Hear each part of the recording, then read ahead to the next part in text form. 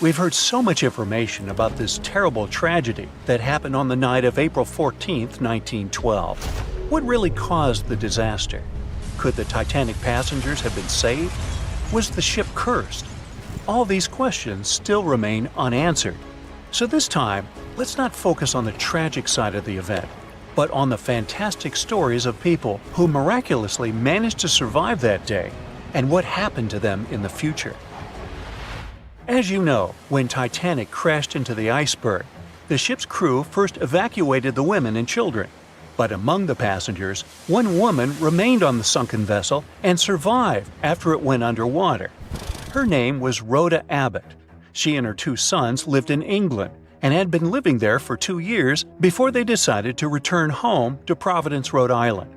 Rhoda bought 3 third-class tickets for the most modern and unsinkable ship of that time. The whole family slept in their cabin on that ominous night from April 14th to 15th. They didn't feel the jolt and got up only after the steward knocked on the door. He asked them to wear life jackets and go to the upper deck. Then, along with other third-class passengers, they waited in line to board the lifeboats. The crew members allowed only women and little kids to go further. Still, the brothers negotiated with the team and walked their mother to the lifeboat. All 3 went to the last lifeboat, but the crew asked the sons to leave since not all the women had been evacuated. Rhoda didn't want to leave her sons, so she decided to stay with them. She left the boat and hugged the boys. By this time, the ship was sinking into a stern-up position. The deck tilted. Rhoda tried to hold her sons but couldn't. She slapped off the deck and fell into the icy water. From there, she swam to the lifeboat that was washed away from the deck. Rhoda climbed aboard and watched the Titanic go under the water. Unfortunately, she was unable to save her 2 sons. Besides her, there were 13 people in the boat. But in the end, no one except Rhoda survived. A few hours later, the ship Carpathia arrived and found a nearly frozen Rhoda in the boat. The vessel arrived almost 3 days later in New York, where Rhoda was hospitalized, and she lay there for about 2 weeks. Swimming in cold water caused her asthma, which remained with her for life. Later, she admitted that she hadn't regretted that she had refused to evacuate with other women because she got a little extra time to spend with her sons that night. Another survivor of Titanic was Violet Jessup. She boarded the ship not as a passenger, but as a working staff. She was hired by the White Star Line, which was looking for people to serve wealthy clients on the new luxury liner. And on April 10th, after an interview, Violet boarded the Titanic. The first days of work went as usual, but then the ship crashed into an iceberg. In the beginning, no one panicked and didn't even want to believe that the unsinkable boat could go down. But while the people on the upper deck were having these conversations, water flooded the ship's hold. Violet, along with other stewards, helped people evacuate. One of the ship's commanders ordered Violet to get into the boat first to show everyone else it was safe. She obeyed and spent several hours there until rescuers came for the survivors. But the most exciting thing in this story was that before the Titanic, Violet had already been in another shipwreck. The ship where she worked as a steward collided with another vessel at sea. All the people were saved, and Violet got a job on the Titanic a few years later. But even after the famous shipwreck, she didn't change her profession and went to the Britannic floating hospital. And you know what? It also sank. Violet managed to survive for the 3rd time, but this didn't scare the girl. After all these events, she continued her work on other ships. She survived 3 shipwrecks and got a name for this, Miss Unsinkable. One of the bravest passengers of the Titanic was the ship's chief baker, Charles Joughin. On the night of April 14th, he woke up after the collision with the iceberg. During the few hours as the ship was sinking underwater, Charles helped the passengers. First, he ordered his bakers to supply all rescue boats with food, then helped the crew evacuate the passengers. He was one of the last people left on the ship when all rescue boats were on the water. But still, he continued to save people's lives. Charles started to throw deck chairs overboard so people could hold on to them. Then, when half of the Titanic went down, he lowered into the icy water, where he noticed a capsized rescue boat. Charles boarded it and waited a few hours until rescuers appeared. And the most incredible thing is that he was completely fine when the Carpathia arrived and found him. He had not even a scratch and wasn't at all hypothermic. Among the Titanic's surviving passengers was Margaret Brown, known as the unsinkable Molly Brown. She was visiting a friend in England with her daughter, but when Margaret found out her grandson was ill, she immediately bought a ticket to New York on board the Titanic. After colliding with the iceberg, Margaret bravely helped people evacuate until the stewards forced her to get into a boat. She continued to help other passengers until they were rescued by the Carpathia. Margaret created a survivors committee and raised about $10,000. At that time, it was quite a lot of money. For many years, she protected and supported the Titanic's passengers, who were in poor financial condition. Margaret also helped to build the Titanic Memorial in Washington. A wealthy English businessman, J. Bruce Ismay, was on board the Titanic, and the shipwreck was not the only disaster for him. He managed to jump into the last boat 20 minutes before Titanic was completely submerged. Thus, he saved his life but condemned himself to eternal contempt. When he was on the mainland, the newspapers began to write about him as the main coward of the Titanic. Also, some articles accused him of sinking the ship. Ismay was a White Star Line company director that created the ship. And according to newspaper articles, the businessman asked the captain to sail faster.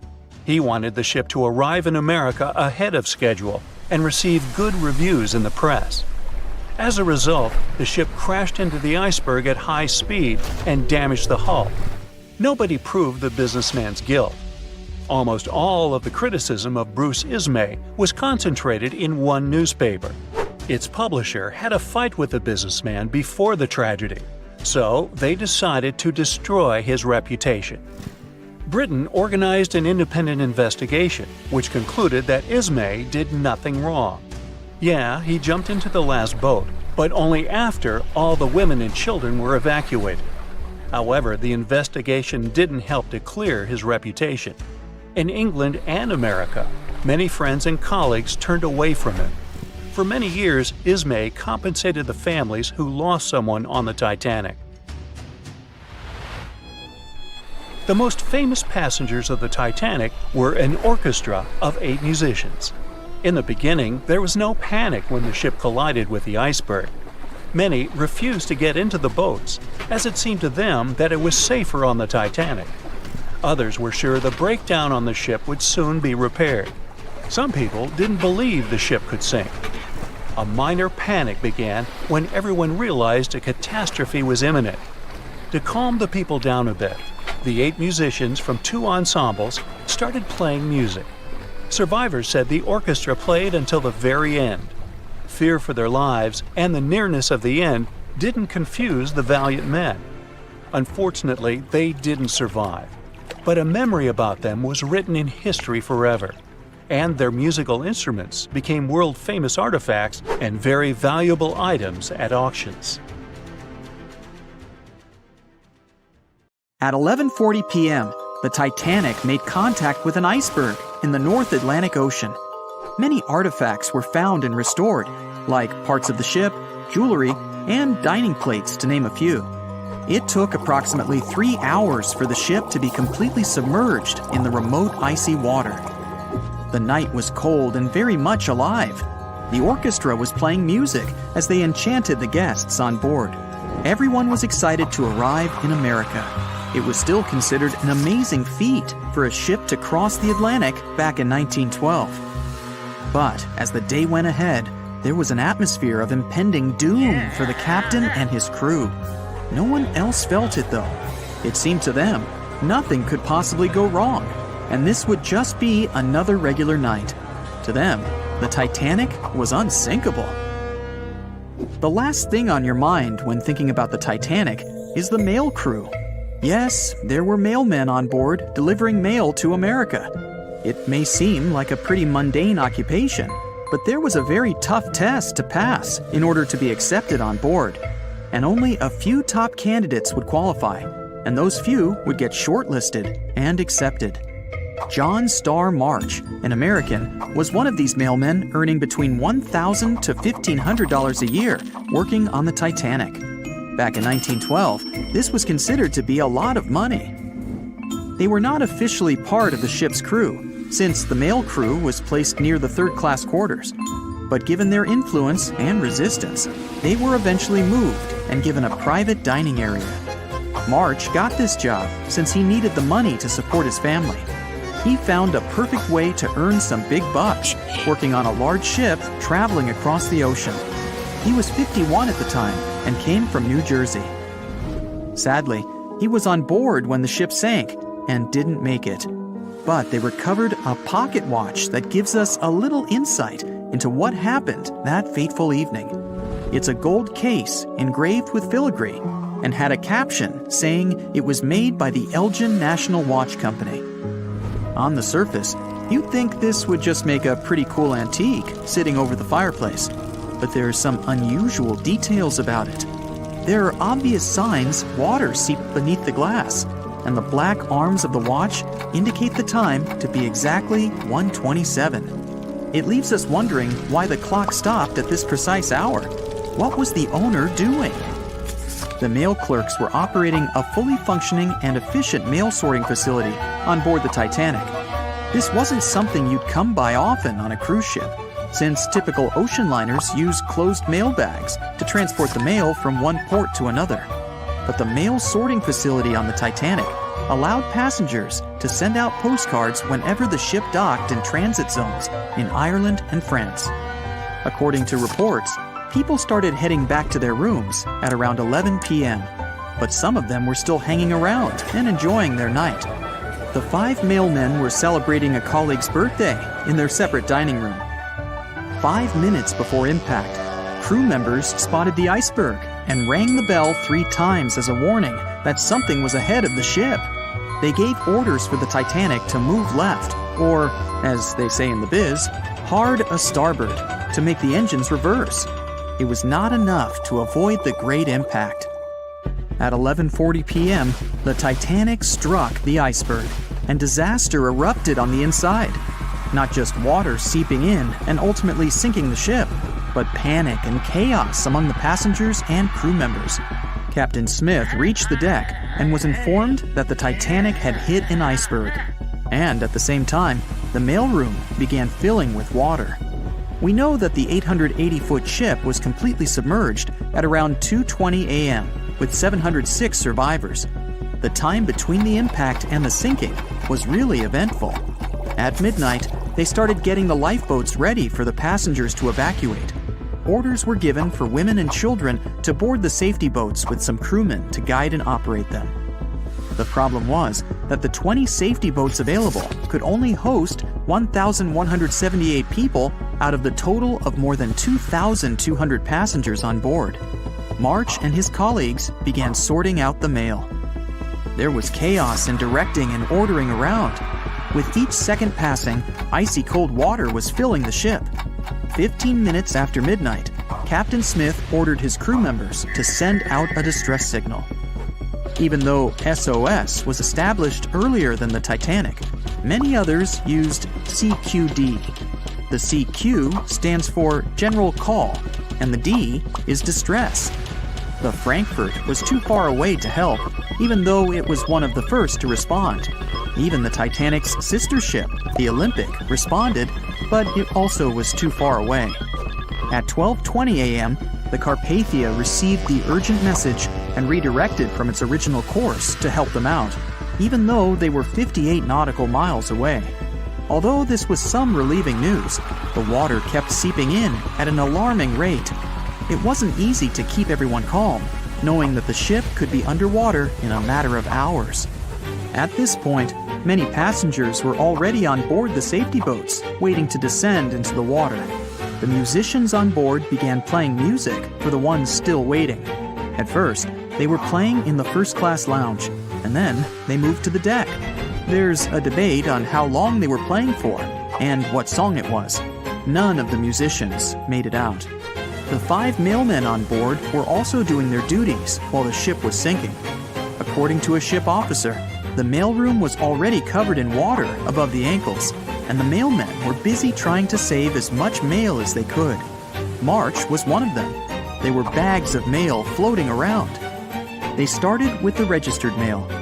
Witnesses of the Titanic sinking reported the mailmen were putting bags of mail on the deck to keep them from getting wet until help arrived. They also mentioned bags of mail were floating about in the freezing water. It wasn't until 12:45 a.m. when lifeboat number 7 on the left side of the ship was lowered onto the water. Even though it had room for roughly 65 people, only 27 people were inside. Many of the safety boats carried fewer passengers than their maximum capacity allowed.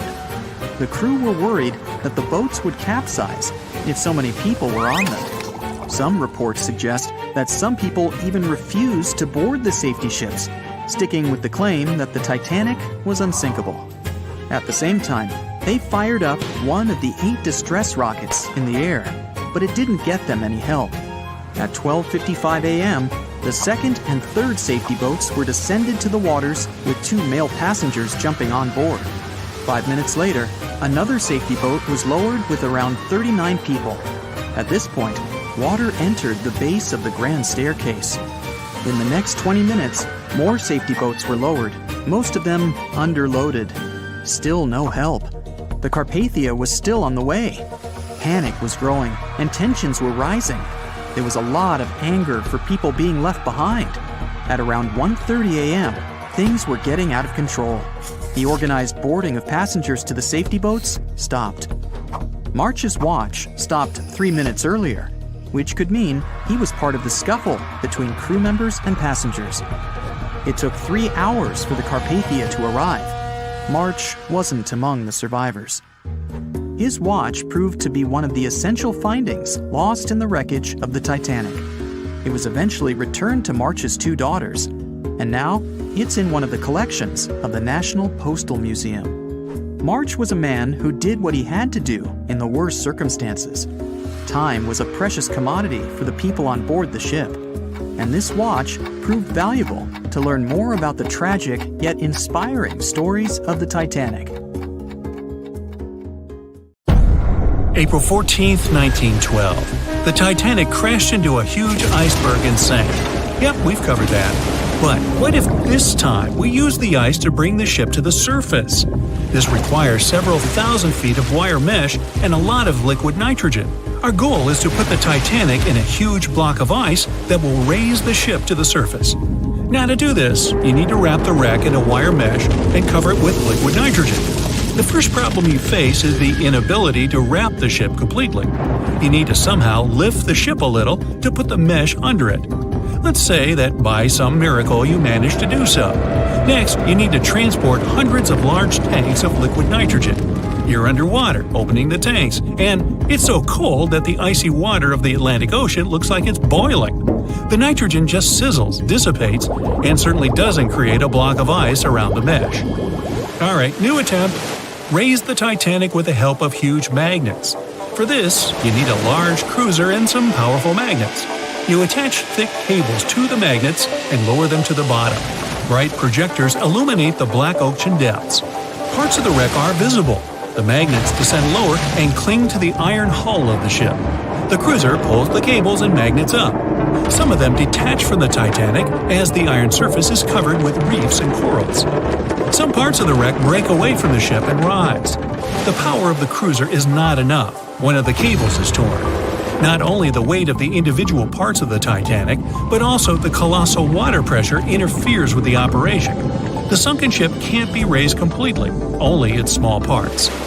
In reality, there has already been an attempt to raise the Titanic in parts. The $5 million operation failed. Nylon slings were attached to a large part of the wreck.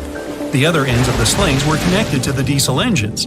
For the entire operation, they used a mini submarine.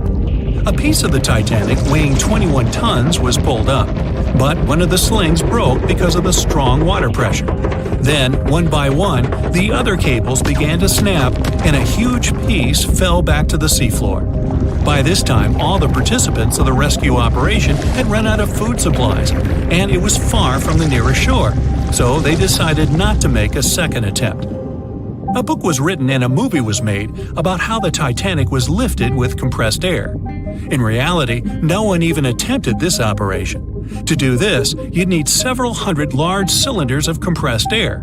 At first, you install them inside the Titanic's hull and wait for them to pull the ship to the surface. As soon as you lower the cylinders under the water, they immediately float upwards. This greatly complicates the operation.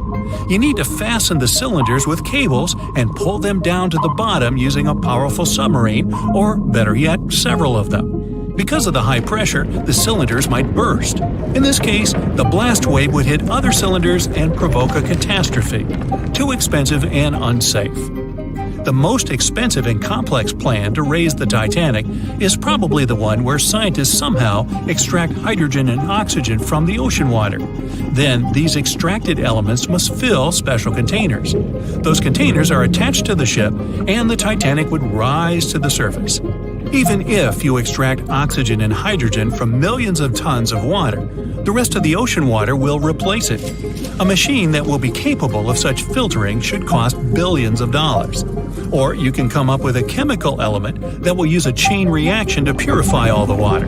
In this case, the entire world ocean will be left without vital oxygen. Someone once suggested blowing up the Titanic. You'd need to lower several boxes of dynamite to the ocean floor. The boxes must be completely sealed to prevent the dynamite from getting wet. Next, you need to run several miles of wire conducting an electrical current to them. Once all this is done, you sail to a safe distance. Now, you're going to press the button to pass the current through the wire and activate the dynamite. 3, 2, 1, stop! Why would you do this? Even if it works, the wreckage of the Titanic will be scattered in all directions on the seabed. It will be impossible to lift the Titanic from the ocean. Imagine a huge hook that can fetch the Titanic and lift it from the bottom like a fish. This hook must be huge to pick up a sunken ship. Let's say you created it. Next, you're on a huge cruiser, sailing up to the crash site and lowering the hook down like an anchor. It falls right on the Titanic but doesn't cling to it. You need special equipment to attach a bus-sized hook to the Titanic. It would include a huge submarine with mechanical arms. To build such a device and make it work under enormous pressure is already next to impossible. But let's say you finally managed to hook the Titanic. It's then you realize the cruiser doesn't have enough power to lift the ship, weighing more than 50 tons, and the hook that adds about 10 tons more. To complete your task, you'll need a few more cruisers and a few extra $1 million. Once hot wax cools, it hardens and floats on the water surface. What if we deliver it to the ocean floor and pour it inside the Titanic? This may work, given that wax is not an expensive material. So, you melt the wax, pour it into strong tanks, and pull them to the bottom with the help of a submarine. The tanks can withstand enormous pressure, and the submarine has enough power to lower the wax to such a depth. The containers are placed inside the Titanic. Through a remote control, you open the containers, but the wax doesn't pour out. The deeper you go, the colder the water gets. While you were delivering the containers to the ship, the wax was cooling down and getting solid inside. Several containers are pressed against the top of the ship, but it's not enough to lift the Titanic. Other containers simply float away to the surface.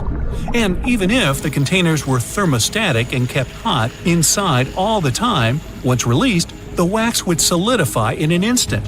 There would just be no time for it to spread and cover the Titanic from within, so it would just float up as well. Alright, you fill several large and sturdy bags with Vaseline. This substance acts just like wax in the cold. It gets solid and floats.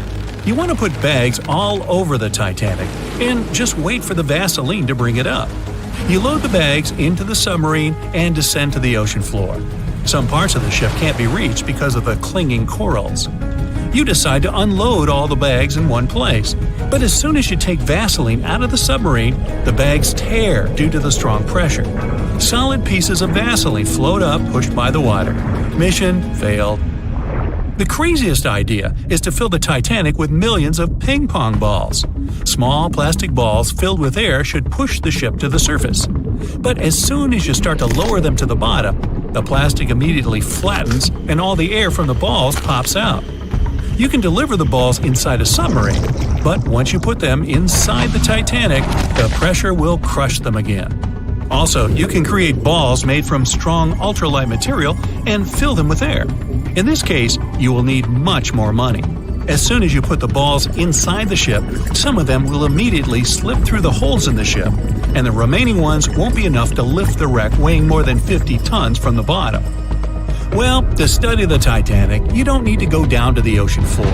On the internet, you can find a detailed 3D map that shows the wreck site, as well as the ship itself on the seabed. To get a realistic picture of the Titanic, researchers used sonar technologies and underwater robots, which took more than 10,000 pictures of the sunken ship. So, what do you think? Leave it alone? Yeah, me too. It was September 12, 1990. In those times, way before instant messaging and Zoom calls, a little girl was looking for pen pals. Zoe was aboard a ship from England to Belgium on vacation with her parents. She was only 10 years old at the time, but was a very clever schoolgirl. She took a piece of paper and started putting some words together. She introduced herself, then wrote about how she liked ballet and playing the flute and the piano. Of course, she couldn't help but mention her two adored pets, a little hamster she called Sparkle and her fish Speckle. She also put down the address at which she could be reached in case someone was interested in writing back to her. But alas, she was at sea. Who could she send this message to? An interesting idea came to her mind. She carefully placed her letter in a plastic bottle, tightly closed the lid to protect it from the water, and threw it into the sea. The little girl's excitement faded away over the years as she didn't receive a response. Maybe the bottle got stuck somewhere. Maybe it was swallowed by some big, scary sea creature. Or maybe the water actually poked through the plastic cap and destroyed her message. Many years later, on Christmas, a letter for Zoe was received at her parents' house under her maiden name. The postage signaled that the message was from Europe. It was from a Dutch couple, Piet and Jacqueline Lateau, who had found her delicate bottle and were very considerate to write back. They pointed out that they had found the letter among the debris thrown at the shore by the sea.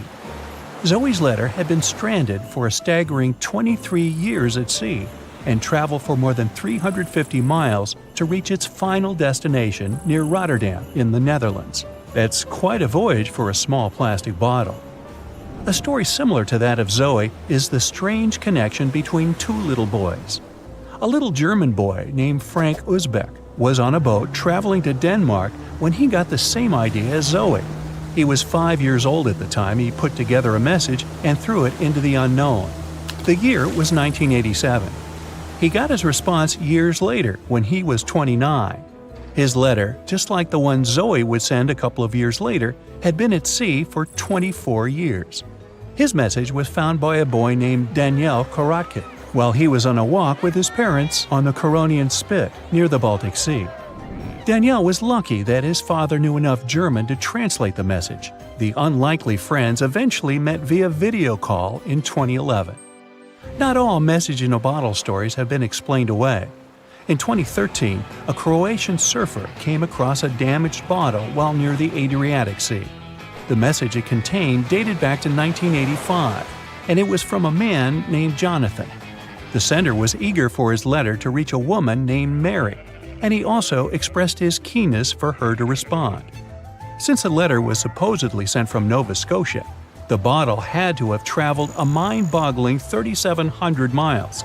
The message went from the Atlantic Ocean, entered the Mediterranean Sea, and reached the Adriatic shores in Croatia. The identities of neither John nor Mary were ever discovered. There are also messages in a bottle with wonderful love stories to share. This was the case for Ake and Paulina Viking. When Ake, a lonely Swedish sailor, placed a letter in a bottle and threw it in the Mediterranean Sea, he had no idea the piece of paper would eventually reach his future wife. This was in the early 1950s. The bottle was found by an Italian man who was inspired enough to give it to his niece, Paulina. After a year of back-and-forth letters being exchanged, Ake and Paulina eventually met and got married. Having decided to share their story with the world, they became somewhat of a celebrity couple for the time. They even shared video footage of their wedding with the world, and their story was featured in a bunch of newspapers. This fortunate event started a movement between young people looking for love, increasing the number of messages being thrown out at sea in search of a fairy tale ending. Not all the stories that started out like this eventually worked out, though.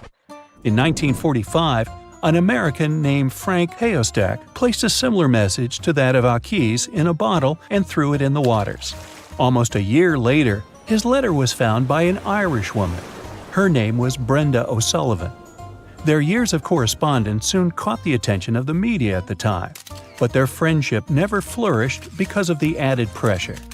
They eventually met in person when Frank traveled to Ireland, but he didn't stay for long, and they eventually got out of touch with each other. After Titanic met its strange ending, many bottles containing secret messages started to surface. Almost all of them proved to be counterfeited, apart from one letter. Years after Titanic had sunk in the icy Atlantic waters, a bottle was found on the Irish shores. It was supposedly from a man named Jeremiah Burke, and to this day, it is considered to be the only genuine message in a bottle originating from Titanic. The piece of paper simply stated the sender's name and the location, the Titanic, accompanied by the word goodbye. Since the date has washed away, it's difficult to estimate whether the note was sent before or after the ship had hit the iceberg. The common understanding is, however, that since Jeremiah was looking to relocate to the U.S., he was merely sending his last symbolic regards to his family and friends back in Ireland. This simple way of meeting and sometimes corresponding with people has turned into a hobby for a man from a Canadian province named Prince Edward Island, located east of the U.S. state of Maine. This man, Harold Hackett, claims to have sent over 4,000 bottles into the Atlantic Ocean since 1996. He also claims to have received many responses from all over the world, including letters from people in Europe, like France and Germany, but also from the Bahamas or even Africa. This unlikely pastime earns him about 150 Christmas cards from his pen pals each year. To this day, he refuses to add his phone number to any of his letters. This way, he ensures that if people ever want to contact him, the only means of doing so is via a written letter. He's also studied the best times to send the messages in the water based on the direction of the winds and the currents. Now, some bottles spend a whole lifetime at sea after being cast away by their sender. It was the case for a British man that wrote a message and placed it into a bottle before throwing it in the English Channel in 1914. His name was Thomas Hughes, and he wanted to direct the message to his wife, but was polite enough to write a letter to whoever got their hands on the bottle first, asking them to redirect the piece of paper accordingly. The bottle didn't reach his wife, since it was found 85 years later on the Essex coast. The man that stumbled upon the bottle was kind enough to reach out to the family and place the message in possession of Thomas's daughter. And 85 years isn't the longest time for a small bottle to be cruising the waves. A scientist named Hunter Brown was studying currents in the North Sea when this idea came to his mind. He placed the same message in almost 2,000 bottles and requested the unlikely recipient that they write back with the location of their discovery. He thought this method would help him better understand the layout of the North Sea currents. A bottle was found about 11 miles from its original departing location after 97 years. To this day, more than 300 of the original bottles relating to Hunter Brown's project eventually made it to the shore. Not all of the messages that were found in bottles got replied to via physical letters. Oliver van de Walle threw a bottle containing a letter on the English coast while he was on vacation with his family. He was 14 at the time. 33 years later, a woman reached out on Facebook claiming she had gotten his message and tracked him down through his social media profile. At first, he hardly remembered having placed the letter in the bottle, but he eventually recounted the events, even the fact that he sealed the bottle with candle wax to make sure it was leak-proof. And then there's Christina Aguilera and her bottle. No wait, hers is about a genie in a bottle. Okay, never mind.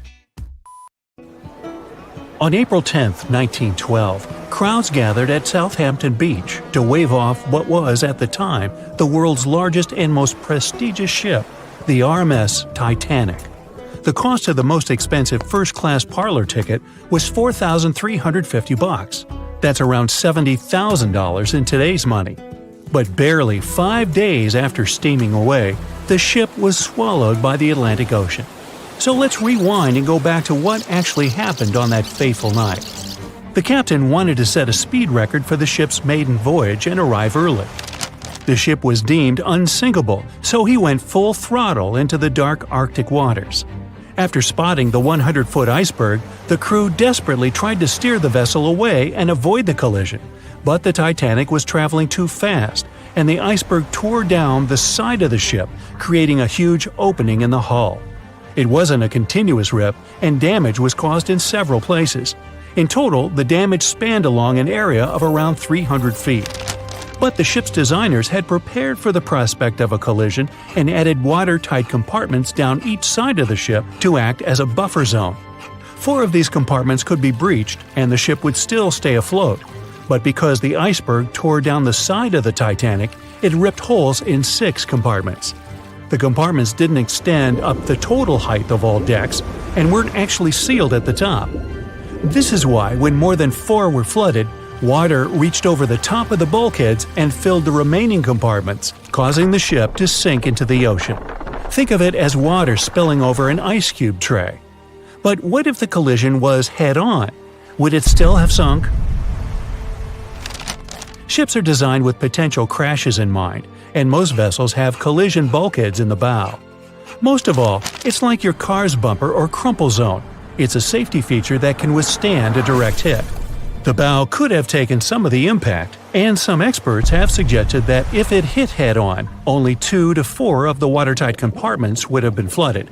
So, in theory, the Titanic might not have sunk, and it might have even been able to continue sailing to its final destination at a much slower speed. The force of impact would likely have been huge, though.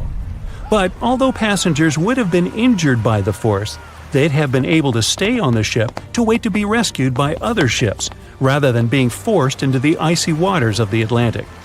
Still, one of the Titanic's designers, Edward Wilding, suggested that the force of the impact might not have actually been that big. He told the British Inquiry that lots of people scarcely felt the collision, and he believed the ship would not have sunk if it did hit the iceberg head-on. The ship was also designed with remotely operated watertight doors between all compartments, so any floods could have been quickly sorted out. Because Titanic had 6 breaches from the side collision, and because it happened so quickly, sealing the doors wouldn't have made a difference, as it was essentially impossible to save it by that point. The ship immediately began to flood, with water pouring in at a rate of roughly 7 tons per second, 15 times faster than it could be pumped out. So, while it sounds like the Titanic would have survived had the ship hit the iceberg head-on, this idea does come with some issues. First off, the collision bulkheads were designed to survive a crash with another ship, not a giant iceberg. If 2 ships collided, both would absorb some of the impact in their bulkheads, sharing the impact and likely staying afloat. But an iceberg is stationary, meaning that Titanic would absorb most of the energy from the collision. If Titanic hit head first, because of the speed it was traveling, the impact would have likely traveled down the whole body of the ship. Just imagine a 46,000-ton ship traveling at around 20 knots.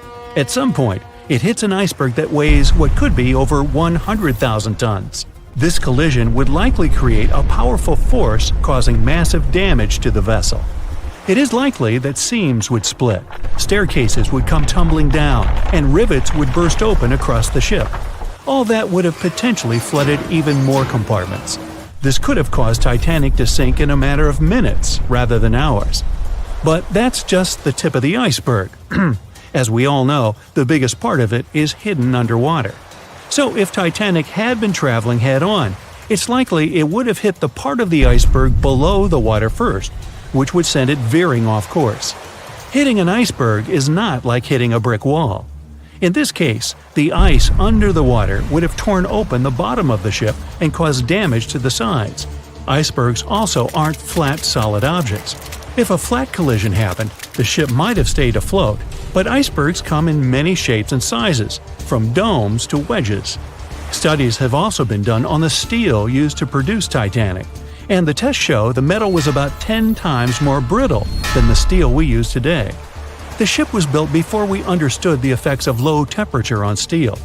The old steel used to make the vessel would not bend when faced with freezing temperatures, but break. Recovered pieces of Titanic's hull plates show that the hull just shattered on impact.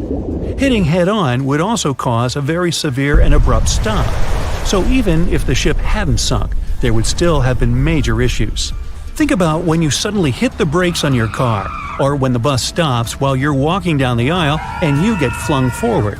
Passengers would have been thrown across the ship, and because the crash happened at night, most people were sleeping, so wouldn't be able to effectively prepare for any sort of impact. This would result in injuries for most people on board. It would be especially bad for those at the front of the ship, where the accommodation for the off-duty firefighters, greasers, and engineers was. But while passengers and off-duty crew may have been thrown out of bed, there would be a lot more survivors than in the original scenario. Many ships have had head-on collisions and made it back to shore. Not many people know that Titanic actually had two sister ships. The White Star Line, the company that built Titanic, also built vessels called Britannic and Olympic. Captained by Edward J. Smith, who would later helm Titanic, the Olympic set off on its maiden voyage in June 1911. But much like Ford's sister ship, disaster was just around the corner. On its fifth commercial voyage, Olympic collided with a Royal Navy ship, HMS Hawke. While the Olympic received damage to its side, Hawke crashed into the other vessel head-on. The bow of the Hawke was completely crushed by the collision, but because the ship had watertight compartments, it managed to survive the impact and later returned to shore for repair. Another study case is the SS Andrea Doria, which was an Italian ocean liner that made global headlines in 1956. Like the Titanic, the Andrea Doria was heading for New York City on its 101st voyage when disaster struck. On July 25th, the vessel collided with the 524-foot Swedish passenger liner Stockholm. The Stockholm hit the ship head-on, but the point of impact for the Andrea Doria was on its side. The front of the Stockholm was completely smashed, but because the impact was on its hull, it managed to survive. The Andrea Doria, however, sadly sank due to the collision being on the side of the ship. So these cases could suggest that maybe the Titanic would have survived had it hit the iceberg head-on. But we have to remember that the Titanic hit the thing full speed, whereas both the Olympic and the Andrea Doria were traveling slower. The lookout shouts, "Iceberg right ahead!" The Titanic strikes the ice. Water starts flooding in. Third-class passengers are locked up. There aren't enough lifeboats for everyone. Panic sets in. Violins are playing. The ship sinks. Well, we all know the story of the movie Titanic like the back of our hand by now. But what if I told you that Hollywood lied to us? To tell the real story of what happened that freezing night in 1912, we need to rewind a bit. The lookout shouts, "Iceberg right ahead!" Yep, that part was true. Just before 11:40 at night, Frederick Fleet noticed something darker than the sea directly ahead. As the ship got closer, he realized it was an iceberg. The engines were quickly reversed and the ship turned sharply. Instead of hitting it head-on, Titanic scraped along the side of the berg, sprinkling ice on the forward deck. If you remember, in the movie, Jack and Rose are having a romantic moment when they feel the ship shudder after hitting the iceberg. Everything shakes as if they were in the middle of a light earthquake. Some real-life passengers reported feeling something similar after the impact, but according to Titanic survivor Frank Prentice, it wasn't exactly like that. He said there was no impact as such, and it all felt more like slamming on your car brakes. The ship stopped, and that was that.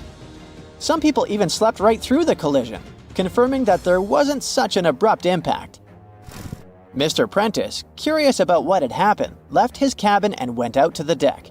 When he got there, All he could see was a little ice on the surface, not the towering iceberg that Jack and Rose saw.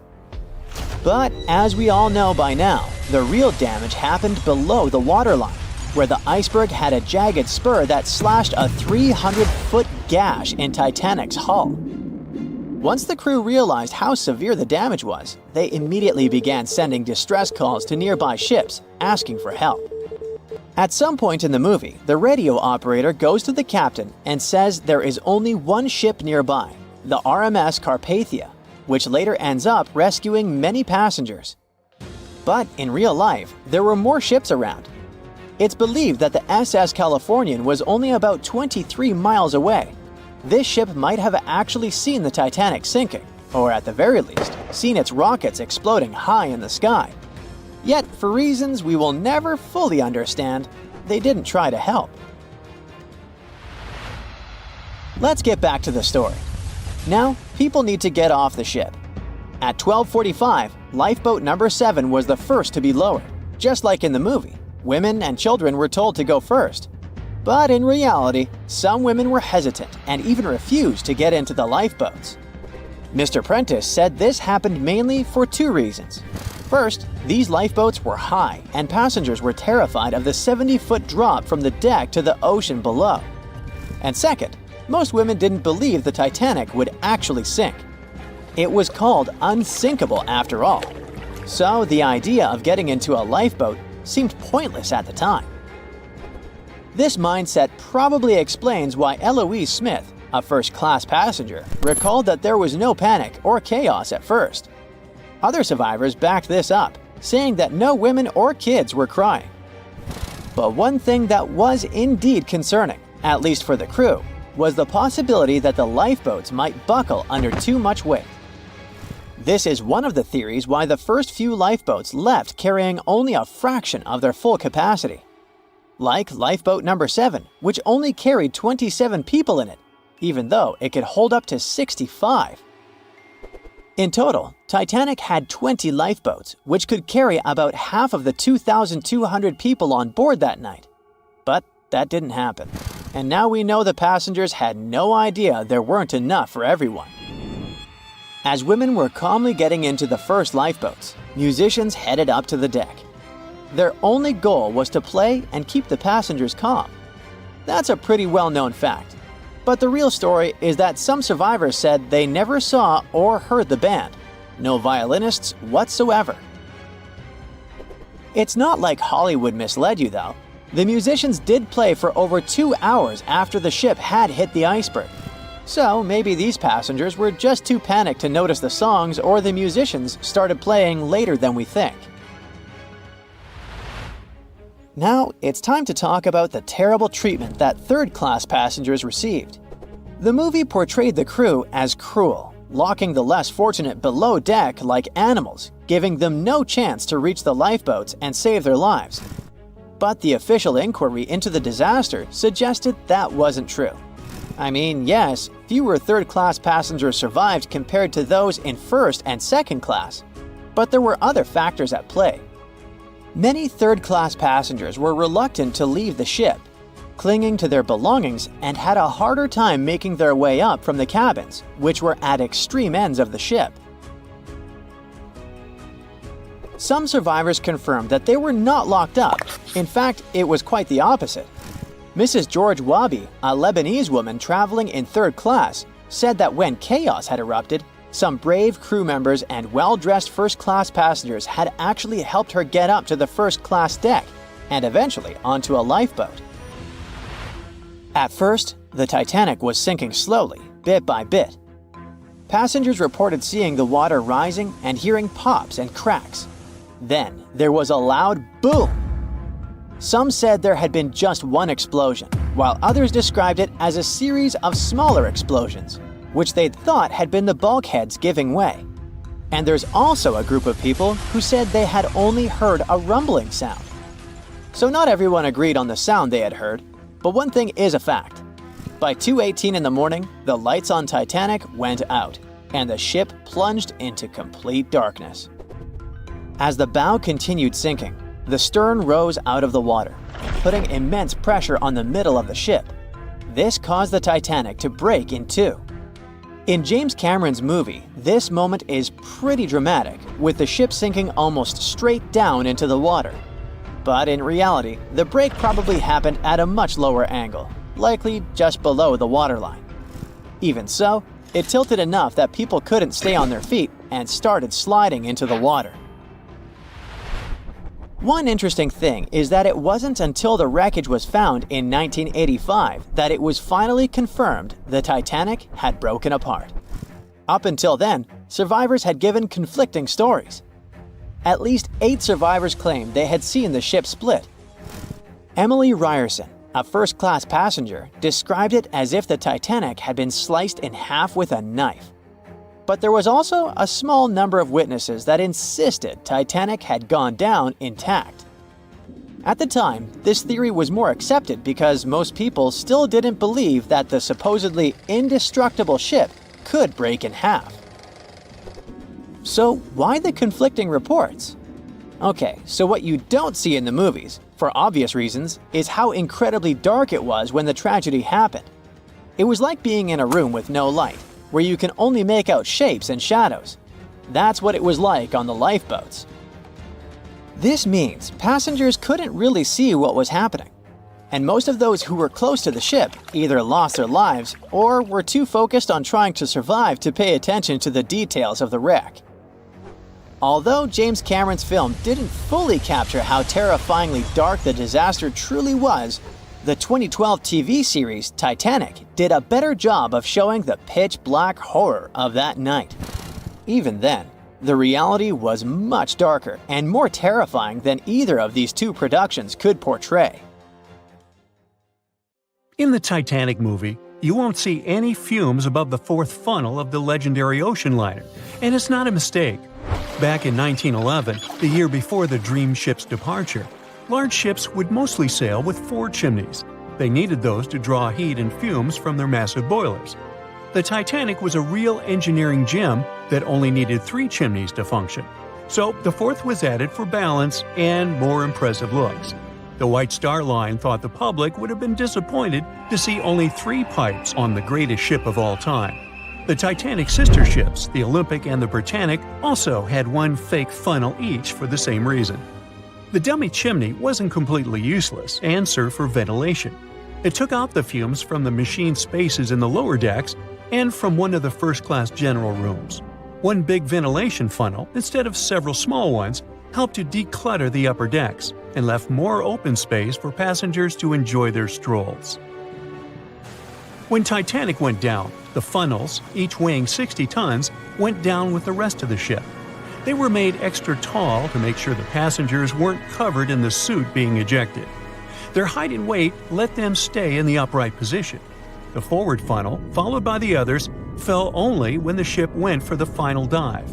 Those chimneys were much lighter than the bow, so they spread among other debris.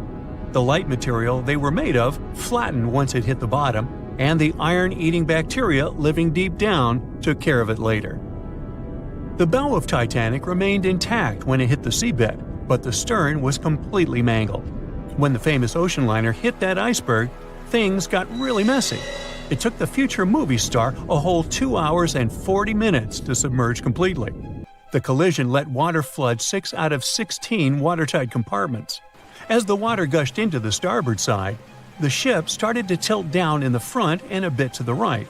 By midnight, the damaged compartments were spilling water into others, and it was chaos because these compartments were only watertight horizontally.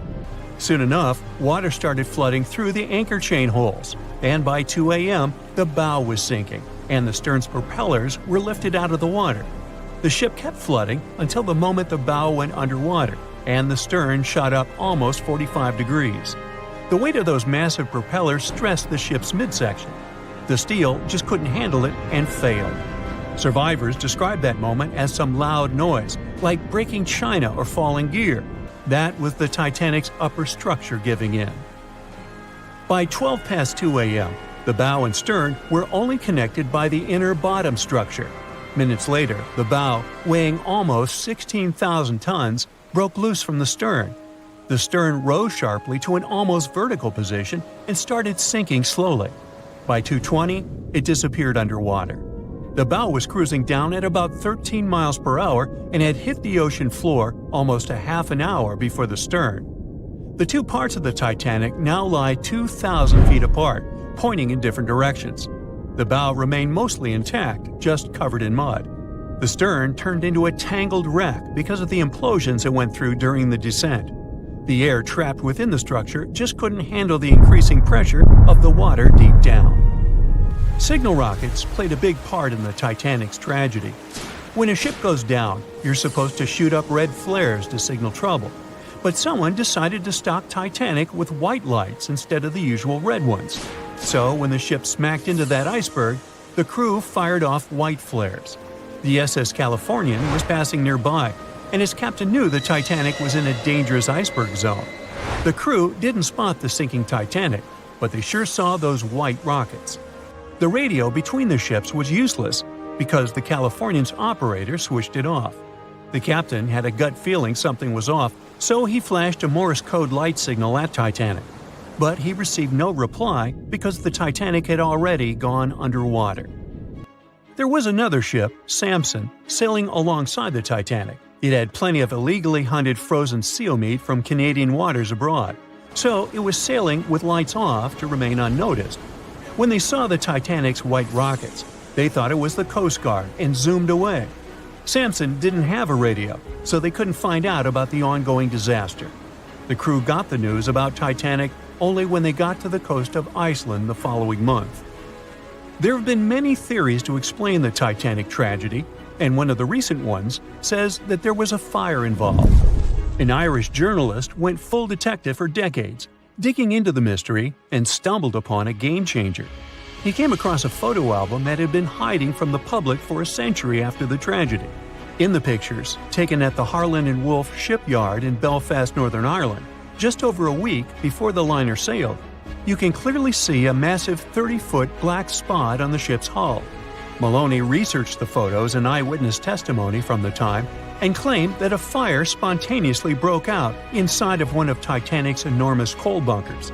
It was raging for a whole 3 weeks and messed with the metal, critically weakening a crucial segment of the ship's hull. Back then, most ships had just one hull, so it was the only skin the Titanic had. That's why the iceberg managed to punch a hole through the ship so easily. If it hadn't been for the fire, the Titanic might have shrugged off that iceberg collision. The company operating the liner knew about the fire, but they decided to conceal that fact. They didn't want any negative stories in the press as they faced some serious competition in transatlantic voyages. The Titanic was sold out, so they stocked up on coal and made it sail. The moon might have also played a role in the sinking. Our satellite heavily affects tides on the Earth. The closer it is to our planet, the stronger the tides are because of the increasing gravity of the moon. Back in 1912, the moon was so close it made several glaciers in Greenland break apart. Massive chunks of ice that broke off from the glaciers started floating south. The supermoon event came just 6 minutes after a spring tide. During new and full moons, the alignment of the moon, the Earth, and the Sun makes their combined gravity reach its peak. And the day before, our planet had come the closest to the Sun that year, which made the gravity even stronger. This mixture of events created perfect conditions for one of the most powerful tides in history. It created the perfect conditions for the icebergs breaking off from Greenland's glaciers to move freely. Opponents of this theory say that the difference in tidal force wasn't actually that big, and it couldn't have been the main cause of the sinking. The iceberg tore down the side of the ship, leaving a huge opening in the hull. It wasn't a continuous rip, and damage was caused in several places. Some experts believe the ship would have survived the iceberg if it had hit head-on. The Titanic had watertight compartments designed to prevent flooding in case of a collision. Only the first 3 or 4 of these compartments would have been flooded. This could have helped save a lot of lives. Supporters of this theory put the blame for the disaster on First Officer William Murdoch. Huge, fast-moving ships don't just turn in a matter of seconds like a speeding car. It takes minutes. When Murdoch realized the collision was inevitable, he tried dodging left to avoid a direct hit. But despite his efforts, the ship still collided with the iceberg. You know the rest. April 14, 1912. A cold evening somewhere in the North Atlantic. On board the most modern and unsinkable ship, the Titanic, a dinner is held. Two well-dressed men are sitting at one of the tables. One of them is a famous British journalist. He tells his interlocutor an interesting and at the same time terrible story. It all started about 1000 BCE in ancient Egypt. At that time, one woman was born in the city of Thebes. No one knew who she was or what she did, but she had a high social standing. Towards the end of her life, she was proclaimed a priestess in the College of Amen-Ra. Her body was embalmed, placed in a wooden casket, and covered with a massive lid bearing the image of a woman and mysterious inscriptions. She was buried in Thebes along with other people of the upper class. The mummy of this woman lay at rest for almost 3,000 years. The burial place had been carefully hidden. Around the first half of the 19th century, a group of locals accidentally discovered the ancient tomb. They disturbed the peace of the priestess. No one knows exactly what happened that day, but the mummy was removed from the casket and disappeared without a trace. A few decades later, a group of 4 wealthy friends from England came to Egypt for a trip across the upper part of the Nile. First, they went to visit the excavations of the Temple of Amen-Ra near the city of Luxor. There, they found the empty mummy case. It depicted the priestess with dark eyes looking into the void. There was something sinister in her gaze. They didn't know who the case belonged to, but they were so amazed by the beauty and energy of that find that they decided to buy it from the locals. The buyer disappeared the same night before the case was delivered to him at the hotel. Some said they'd seen the man leave the hotel and go towards the desert. No one knew why he did it. No one else saw him afterwards. Another man from the same group took the casket. During their return home, one of the friends was seriously injured. After arriving in London, the new case owner discovered the bank where all his money was placed had gone bankrupt. In one day, the man turned from a wealthy businessman into a beggar. A third friend also experienced the sinister influence of the ancient find. He lost his health, job, and eventually even his life in an accident shortly after returning to London. Before going bankrupt, the owner gave the ancient casket to his sister who lived in London.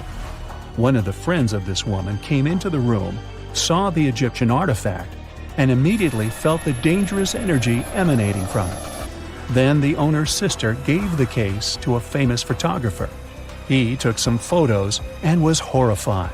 According to his words, he saw a real priestess with a human face in the photos. She looked at him with an ominous, icy gaze.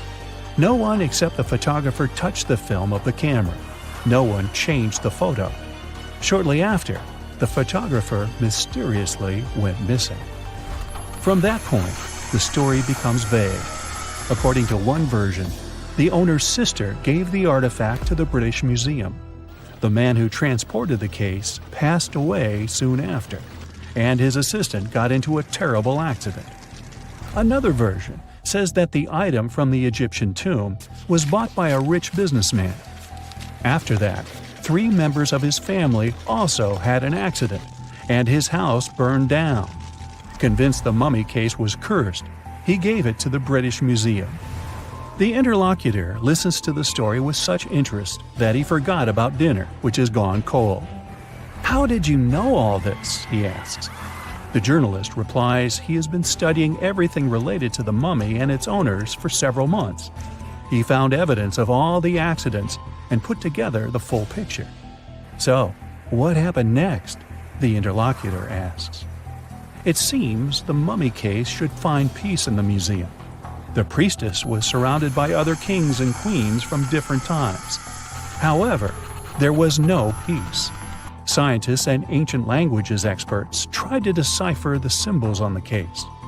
They found out that most of the inscriptions meant curses and misfortunes addressed to those who'd dare to disturb the peace of the priestess. Every night, the guards and museum staff heard the knocking coming from the mummy case. The knocking was accompanied by crying and screaming. Also, someone scattered other exhibits all over the hall every night. Everyone soon came to believe that the priestess's spirit continued to use magic forces. Then, one private collector became interested in the case. He bought it from the museum, not for his collection, but to try to expel the spirit of the mummy from the artifact. It's not known in what ways he tried to do this, but he failed. Then, he managed to sell the mummy case to a rich American archaeologist.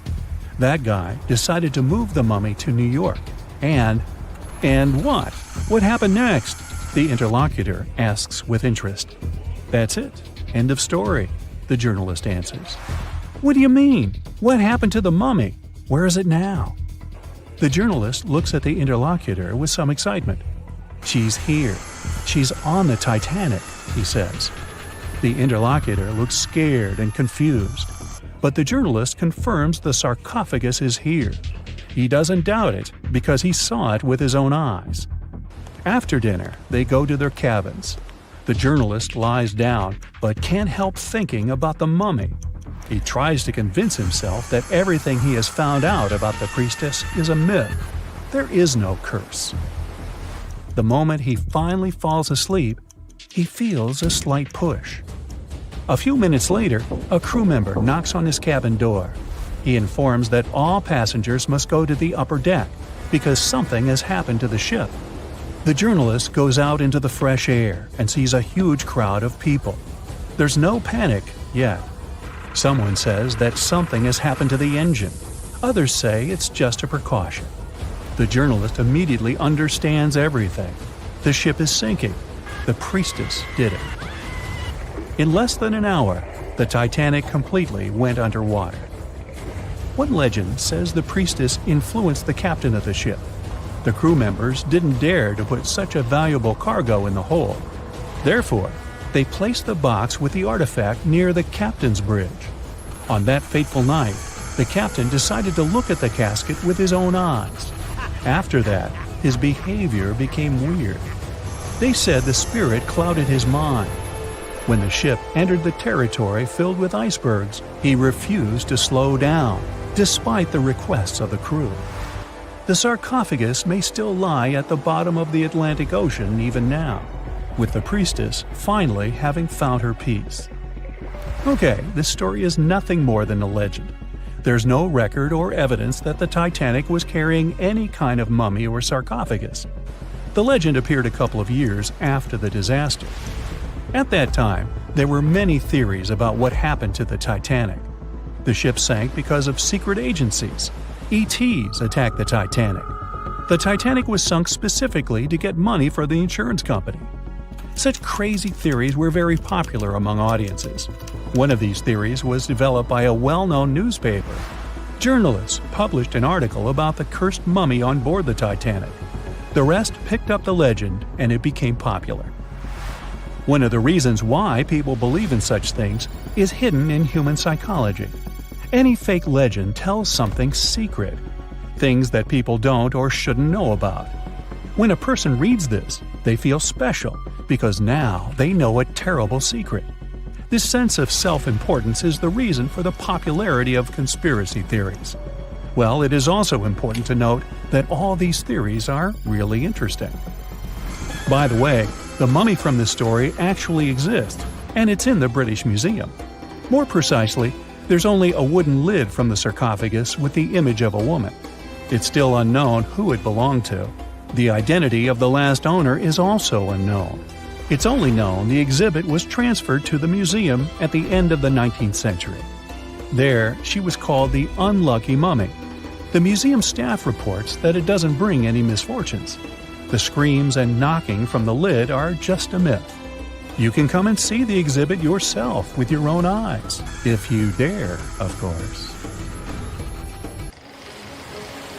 It was 11:39 at night when the Titanic's lookout shouted, "Iceberg, right ahead!" Swift action on the bridge to reduce speed and change the ship's course didn't help, and you already know how the story ends. Since then, we've regarded what happened to Titanic as a once-in-a-lifetime event. Is it though? The Titanic sank in 1912. Forget about fancy GPSs or weather satellites. At the time, ships were responsible for warning each other about the location of icebergs, like a "hey man, trust me on this" situation. Then the Titanic disaster happened. To call it a disaster is an understatement, so specialists felt the need to form an organization to avoid this kind of accident happening again. That's why, a year later, they created the International Ice Patrol, or IIP for short. Up to this day, this group has been responsible for giving ships advanced warnings about ice threats. IIP improved their methods over the years, from ship reports and aircraft patrols to satellite images. Recently, they've also been using oceanographic buoys, floating devices providing real-time information about ocean conditions up to 164 feet below the surface to predict the potential drift of icebergs. Luckily, IIP is doing an excellent job in reducing ship iceberg collisions. But don't get too comfortable, because even the most advanced detection equipment can't entirely avoid an unfortunate situation. Between 1980 and 2005, there were 57 incidents involving vessels and icebergs. And the chilling truth is that today's ships are more likely to run into an iceberg than the Titanic was. Studies have shown that 1,038 icebergs crossed the area where the Titanic sank back in 1912. You might think that's a lot, but scientists say it's not really a big deal. I mean, yeah, it's on the higher side, but there have been 14 years with even more iceberg activity since then. Nowadays, the number of icebergs is going up due to the accelerated melting of Greenland's glaciers. And since more ships are heading into polar waters, the chances of ships bumping into icebergs are higher. But the real danger for captains is invisible enemies, called growlers and bergy bits. Growlers are these small icebergs that can be the size of a regular door. And bergy bits are also considered small, measuring around the size of a school bus. These icebergs might seem harmless, but they're actually tricky since they can be completely invisible to radars or satellites. Let's see what happens when a modern cruise ship as big as the Titanic hits one of these small icebergs. Meet the Norwegian Sun, a luxurious cruise ship like Titanic, as it has the capacity to accommodate 2,400 passengers and more than 900 crew members. On July 2022, this cruise ship was on its way to Hubbard Glacier in Alaska when it found itself in the middle of a dense fog. Suddenly, passengers felt an impact and were terrified as the ship experienced a severe jolt. The fog immediately cleared and they realized what had happened. The Norwegian Sun had collided with an iceberg of the growler type. But the outcome was entirely different from Titanic. Thankfully, there were no injuries, and both the passengers and staff reached the Alaskan docks safely. Expert divers checked the condition of the boat, and they discovered that the ship had suffered some damage after the collision, so the rest of the trip was canceled. Now don't stress about packing for your next trip across the Atlantic, because accidents like the one with the Norwegian Sun are really rare. I mean, it's common for ships to encounter ice, but what's unusual is for it to be a problem. Most modern cruise ships wouldn't get physically damaged by an iceberg, and there's a reason for that. You see, the steel used in the Titanic also played a significant role in the disaster. The unsinkable ship, after all, was not so impact-resistant. Back then, the Titanic's hull was constructed using around 2,000 steel plates, which are believed to have been produced in an open hearth furnace. As a result, the steel contained a high concentration of phosphorus, oxygen, and sulfur. High levels of these elements make steel brittle at low temperatures, causing it to fail upon impact. While the steel used on the Titanic was of the highest quality available at the time, it wouldn't meet the safety standards of modern ships, and it was approximately 10 times less safe than what today's vessels use. But the most significant difference between the design of the Titanic and a modern ship lies in how the hull is put together. You see, the Titanic was built using over 3 million rivets for its hull and upper deck structure. So, when it struck the iceberg, the rivets started a chain reaction, causing the entire section of the hull to collapse simultaneously, causing an uncontrollable flood of water. In contrast, modern ships use a method called submerged arc welding, which fuses the edges of metal pieces together, creating a strong and continuous bond. This is safer because if any part of the ship gets damaged, the tear doesn't spread, making things worse. The damage remains contained within that section. Okay, so small icebergs are becoming more common, and vessels have been adapted to deal with them. But there's still one more scenario to consider. What if a huge cruise ship hit an iceberg the size of a 5-story building? Imagine we've just created the world's largest cruise ship on the planet. Let's call it the Bright Seaside. Our floating resort is massive, 4 times the size of the Statue of Liberty. It's longer than the Titanic by 318 feet and carries about 3 times more passengers and crew. And just like the Titanic, our fictional ship can cruise at a top speed of around 23 knots. Now, picture this scenario. The Bright Seaside is cruising at full speed in freezing waters. It's the middle of the night, and the captain doesn't realize that all the iceberg detecting equipment on board isn't functioning. It stopped working 3 days ago. It's very foggy out there, and the lookout also fails to spot a 45-foot tall iceberg. If that whole situation played out, and the ship smacked into the iceberg head-on, well, it could potentially lead to a sinking. But you can see how unlikely that is, right?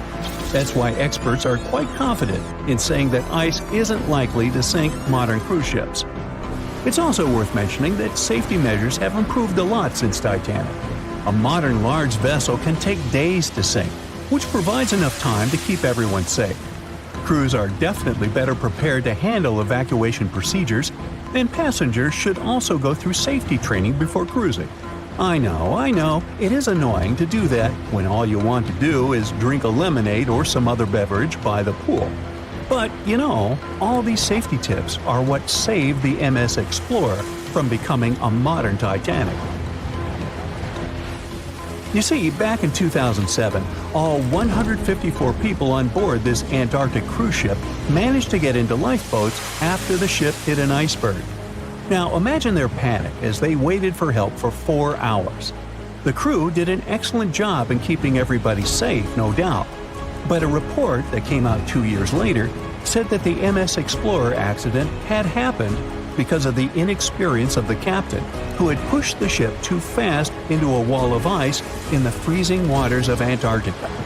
That means that no matter how much tech a ship's got or how fancy its materials are, if you've got a careless captain and a crew that doesn't know how to handle an iceberg hit, yep, a disaster similar to Titanic could happen again.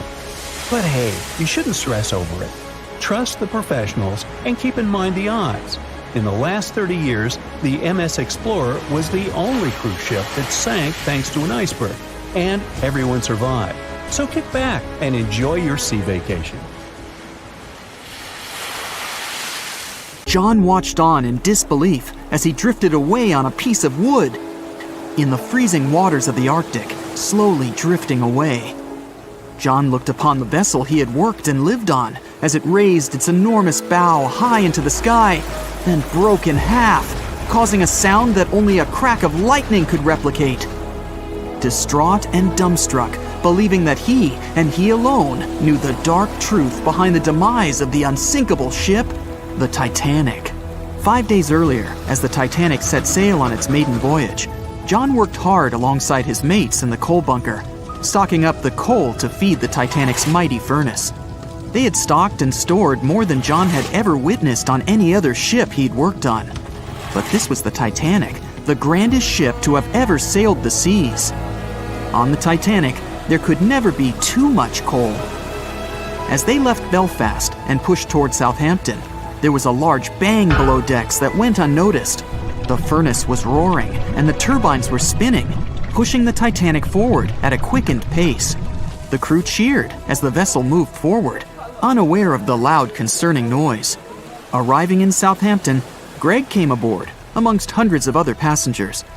With 13 years at sea, His vast experience included the role as a quartermaster on 6 previous ships.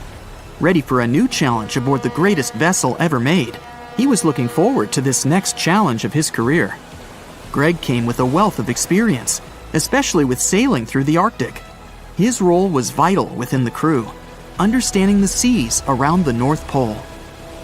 He would be a key lookout as they set to cross the perilous path of the iceberg alley. Greg had some concerns regarding the voyage. The Earth's orbit was remarkably close to the sun and the moon, causing higher tides. This would make icebergs more prominent, drifting them further away and towards the route of the Titanic as they journeyed to New York. Assessing the lookout tower and inspecting the available gear, Greg found no binoculars. This made him concerned, but the sailors just laughed at Greg. "If the deck is short on ice cubes, we'll be sure to plow right through a berg to resupply." A sailor laughed. Greg didn't share this sentiment. Eager to find out why they had been left short-handed on equipment, since he had such a vital role on the ship, Greg inquired further. Sadly, the officer with the keys to the binocular supply cupboard had been removed from the crew at the last minute. Greg couldn't believe something of this importance had been overlooked. For such a mighty ship with so many people aboard and crossing in a particularly perilous path, this just didn't make sense. But not wanting to be fined for breaking into the ship's property, Greg let it slide, hoping that they wouldn't need the binoculars in the end. Ultimately, if there were icebergs expected, a warning call would be made to the captain, informing of any concerns. Little did Greg know that a warning had been received, notifying of the dangers that awaited. But the telegram didn't provide the required prefix, which would have ensured direct delivery to the captain. So, the critical warning was just overlooked. John and his crew below decks prepared for departure, stoking the engines. He noticed an essence of thick exhaust, far too heavy than what would be expected from the furnaces. The crew searched throughout the lower decks. Following a thorough search, they managed to locate the cause of the exhaust. It was an ignited pile of coal within a coal bunker. Unknown when it had ignited, a buildup of coal had clearly been smoldering, slowly growing in size. The amount of smoldering coal was concerning. The alarm was raised, alerting an officer to review the matter. The officer assessed the damage and confirmed with the captain that it was deemed to be of little concern, as only minor damage had been caused. John was unsure of this assessment, as he knew that in confined spaces, surrounded by iron bulkheads, an oven-like environment arises that intensifies the heat with time. But the Titanic would power forward, making no sense to John as they had only just departed from Southampton. He was sure they would have turned back. John and his crew were ordered to shovel the already lit coal into the furnace and continue shoveling until all the smoldering contents would be contained. It was a possible but painstaking task that could take the entire journey. The continuous intake of coal would ensure the turbines would spin at a constant accelerated pace, not what the Titanic was designed for. It was meant to be a luxurious passenger liner and not for breaking speed records. However, the crew would find enthusiasm in not only acknowledging the Titanic as unsinkable, but also as the fastest. John and his crew continued to shovel the coal into the furnace for several days. The temperature within the bow was becoming hotter every day. The bulkhead's contained heat was so severe that it became weak at the seams in the iron walls and rivets. 2 more days, lads, just 2 more days. John was laughing, trying to raise the spirits of his mates as they were working tirelessly. But as they were all laughing, joking, and looking forward to dry land, they unknowingly approached their final destination. The Titanic was speeding through the calm sea. Greg looked ahead, above in the lookout tower, keeping a keen eye out as they were in iceberg territory now. Even though the way seemed clear, false horizons could occur, creating confusion about how far objects in the distance truly were. As they were traveling in the Gulf Stream waters into the colder Labrador Current, air columns cooled from the bottom upwards, creating a thermal inversion. This incredibly high air pressure ensured fog wasn't present, providing a deceptively clear outlook. But the thermal inversion can also create optical illusions, showing the horizon further away, appearing higher in the distance, or masking whatever objects that could come before it. These false horizons could easily hide any icebergs that could be approaching. Greg knew the perils of a calm sea in the Arctic, preferring the rough waters, where it's easier to detect icebergs within waves. Peering from the lookout, Greg was looking towards the dark abyss ahead. Suddenly, within 1 mile directly in front, a formidable image quickly emerged from the dark waters surrounding. "Iceberg, right ahead!" Greg yelled to his mate, who quickly called to the helm and directed them to steer hard to starboard. The helmsman received the call. In the heat of the moment, he turned the wheel counterclockwise. He then realized he'd turned the wheel the wrong way and quickly went in the opposite direction. The ship aimed towards the iceberg, veering to the port side whilst reducing speed. Although there was a delay in turning the wheel, since there was a short distance from the signal and the fast pace that they sailed at, it may not have made a difference. As they approached the iceberg, it appeared as though they'd miss it, but over 87% of an iceberg is underwater. And as they came along the side, the hidden ice underneath hit the port side bow, piercing the side of the hull with a 12-square-foot tear. The ship shook, with all aboard aware that something was amiss. Amongst the confusion and fear, they were oblivious of the damage. As they gathered their bearings, 6 out of 16 compartments were quickly filling up with seawater. The hull could only withstand 4 compartments filling before sinking. Time was ticking as the Titanic made its descent into the depths. The weakened bulkhead with heated steel pillars and rivets broke under the pressure and sudden change of temperature from the ice-cold water. The call was made to abandon the ship. Lifeboats were prepared to be released, while help signals were sent out to nearby ships. The radio operator was guiltily sitting, constantly calling out to a nearby ship that had been in contact with the Titanic recently. There was steady communication with this ship over the past few days, providing warnings of icebergs since the Titanic departed from Southampton. The final warning message received was just 1 hour ago. Upon receiving the final warning, the operator ignorantly responded, "Shut up," with the assumption that their warnings of icebergs were pointless. Following this unfortunate response, the ship turned their radio off and provided radio silence. The closest ship that was responding to their distress signals was 500 miles away, too far to provide any assistance in time. There were countless mistakes that caused the Titanic's watery end, whether they contributed directly or from sheer ignorance. The most tragic of them was the number of people aboard the ship, 2,224 of them. There were only enough lifeboats provided to rescue 1,178, barely half of the people. It seems like we all cried watching the heartbreaking goodbye of Jack and Rose from the Titanic. Oops, spoiler, sorry. But the real-life stories from the sinking of the famous ship were no less touching. Joseph Lar Roche was born in 1886 in Haiti to a wealthy family. He was growing up without a dad, but his mother was a self-made woman and a respected merchant. His uncle was the head of his country. Joseph was fluent in French, Creole, and English. At the age of 15, Joseph realized he wanted to become an engineer. There were no engineering schools in Haiti, so he moved to France to get his education. The journey took him a whopping 83 days. Still, in his student years, Joseph met Juliet in a suburb of Paris through a mentor. They soon became friends, and then it grew into something bigger. The couple decided to get married. There was only one problem. Joseph couldn't find a well-paid qualified job even after completing his studies because of racial discrimination. The intelligent young man realized he could do better. Plus, he needed to provide for his growing family. His third kid was on the way. His uncle back in Haiti promised he'd help Joseph secure a job as a mathematics professor. His mother was overjoyed that her son and his family would be living in Haiti.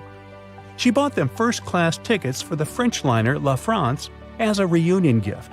But that liner had really weird rules separating parents from their offspring for meals. The Lar Roches didn't want to leave their youngsters and make them feel sad on a trip across the ocean. So they decided to trade their first-class tickets for La France for second-class tickets for RMS Titanic's maiden voyage. The Titanic was all the hype, and it didn't separate families, so it looked like a great deal.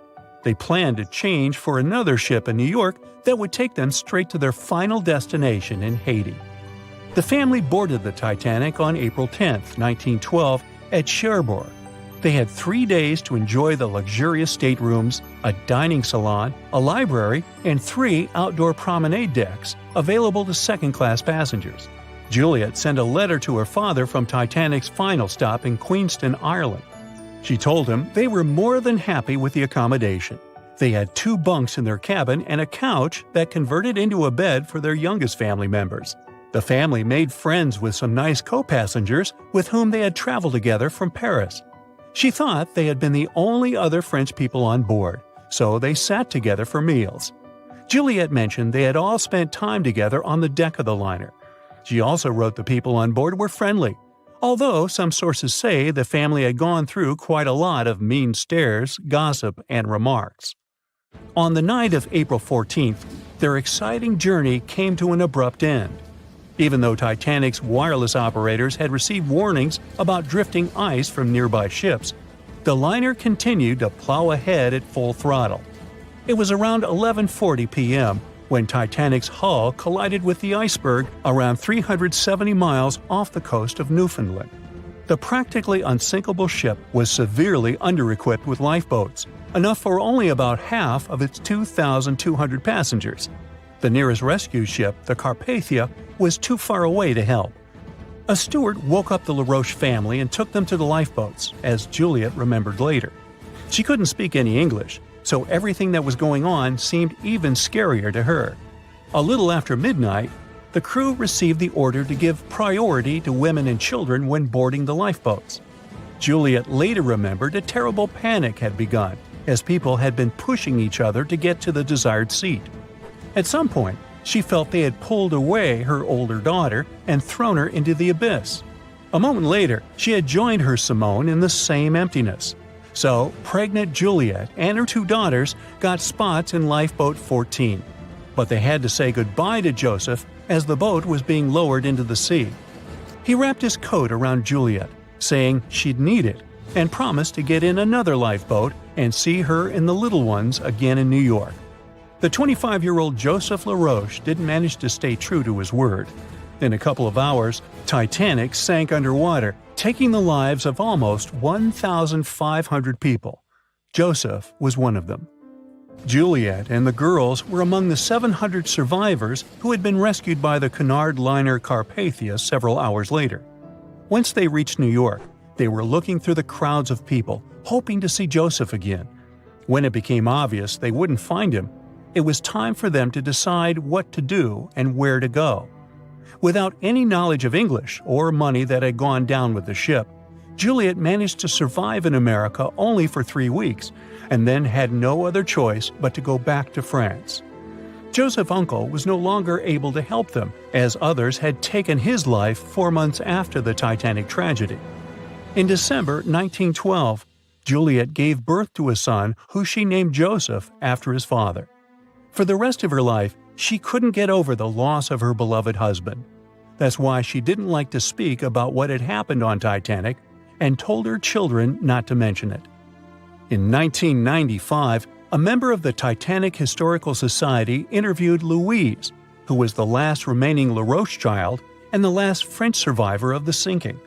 And that's when the world first heard about this heartbreaking story. It inspired some plays and articles, but it never got the same attention as the story of other passengers. You probably remember the elderly couple going down together in their bed on the Titanic. It was inspired by Isidor and Ida Strauss. They were both born in Germany and emigrated to the United States as kids. They met in New York and got married 5 years later. Isidor started a china and porcelain business with his brother that grew into the glassware department at Macy's and turned them into multimillionaires. Isidor and Ida were well known in New York, not only for their wealth and charity, but also for their love and devotion to each other. In 1912, the couple decided to run away from the New York winters and headed for Europe. By that time, they'd already been married for 40 years. In early April, it was time for them to sail back home to New York. They normally traveled on huge German liners, but at that time, they couldn't resist the hype of everyone talking about that new luxury liner, the RMS Titanic. That's how they ended up in one of the first-class private suites at the top of the ship. The Strauss couple spent their evenings dining in front of a live orchestra in a hall filled with fancy furniture and expensive wooden paneling. On the night of April 14th, they felt a slight tremor and then left their private suite and waited for instructions from the crew. They told the passengers not to lose their passes, as they'd need them when everyone got back on board. But the ship was going under. The Strauss couple were standing next to Lifeboat 8. Mr. Strauss, who was 67 at the time, was offered a seat with his wife because of his age. He refused it, saying he was not too old to sacrifice himself for a woman. He wanted to wait and make sure no women and kids were left behind. Ellen Bird, Ida's maid, hesitated before getting on the lifeboat, but Ida told her to go. She took the easy decision not to leave her husband on the sinking ship. Ida took off her beautiful mink coat and handed it to her shivering maid, saying she wouldn't be needing it anymore. Isidor didn't manage to convince her to save herself, so they stayed together till the end. Some of the surviving first-class passengers later remembered they had seen the couple standing peacefully on the deck, holding hands, just waiting. It's April 10th, 1912, a sunny spring day. You're one of the first-class passengers aboard the Titanic, just as the ship is about to depart from Southampton. Imagine everyone's excitement, fresh spring air, the sounds of the sea. You're strolling along the highest deck of the Titanic when you notice several lifeboats. As you start counting the boats, you recall the ship's capacity. It's just over 3,000 people. Wait, but are there enough lifeboats for everyone aboard? Let's look into the numbers. The Titanic could carry a needed total of 64 lifeboats, a number which could have easily helped to save all the passengers on board. Chief designer Alexander Carlisle planned to equip the ship with 48 lifeboats, but the Titanic ended up with a mere 20. The fact that this number of lifeboats wasn't enough for all the passengers was not illegal at the time. This was because the number of lifeboats required was calculated based on the tonnage of a ship, not her passenger capacity. Speaking of the Titanic, this number of boats was chosen for aesthetic reasons, to make the decks look less crowded to the ship's elite and high-class passengers. After the final decision on the lifeboats was taken, Carlisle quit his job. Passengers' strolls on the Titanic's decks were pleasing to the eye, but were they worth it in the end? In 2012, a century after the wreck, new documents related to the scandalous lack of lifeboats were uncovered. It appears that a safety inspector named Maurice Clark proposed the addition of at least 10 more lifeboats, 5 hours before the ship was supposed to set sail. But since the ship's owners clearly wanted to leave on time, his plea was overlooked. He was also warned that unless he kept this secret, he would be fired. In retrospect, had the owners followed his advice, an estimated 700 more people might have survived that night. The 20 lifeboats you counted, those that actually made it on board, could have carried only a third of the passengers, even at their full capacity. But tragically, some of them were launched with as few as 12 people when they could have easily saved up to 65 people each. To add to the disaster, the Titanic's crew members were not properly trained on using the lifeboat launching equipment. That's why the boats were launched slowly, improperly, and sometimes without the right supervision. Out of the 20 lifeboats, only 18 were set afloat correctly. Also, passengers were not informed about safety measures. A lifeboat drill should have taken place on the 14th of April, but the captain eventually canceled the event. One of the many myths surrounding the Titanic and its catastrophic ending is also related to the lack of the necessary number of lifeboats. There was no maritime law at the time that said women and children should get into lifeboats first, but it was a universally accepted custom in such types of situations as a shipwreck. Shortly after the Titanic had sunk in the icy Atlantic waters, rumors started to spread. It was said that some desperate men had resorted to dressing up as women in those final moments before midnight on April 14, 1912. They wanted to get a spot on the lifeboats and have a chance to save their lives. At the same time, there's little to no evidence that any of the male passengers of the Titanic had actually done this. In any case, what happened to those 20 lifeboats that were on board the Titanic after the ship hit the iceberg? What we do know is that all these boats were launched between 12:40 a.m. and 2:15 a.m., with a total of 718 people on board. By the time they were rescued by the RMS Carpathia at about 4 a.m. the same day, only 705 people had remained alive. It took the crew of the RMS Carpathia more than 4 hours and 30 minutes to pick up all the passengers and 13 of the lifeboats. This was as many as the rescue ship was allowed to carry. The rest of the now empty lifeboats were left adrift at sea. Those salvaged were later given back to the White Star Line, the British shipping company which operated the Titanic.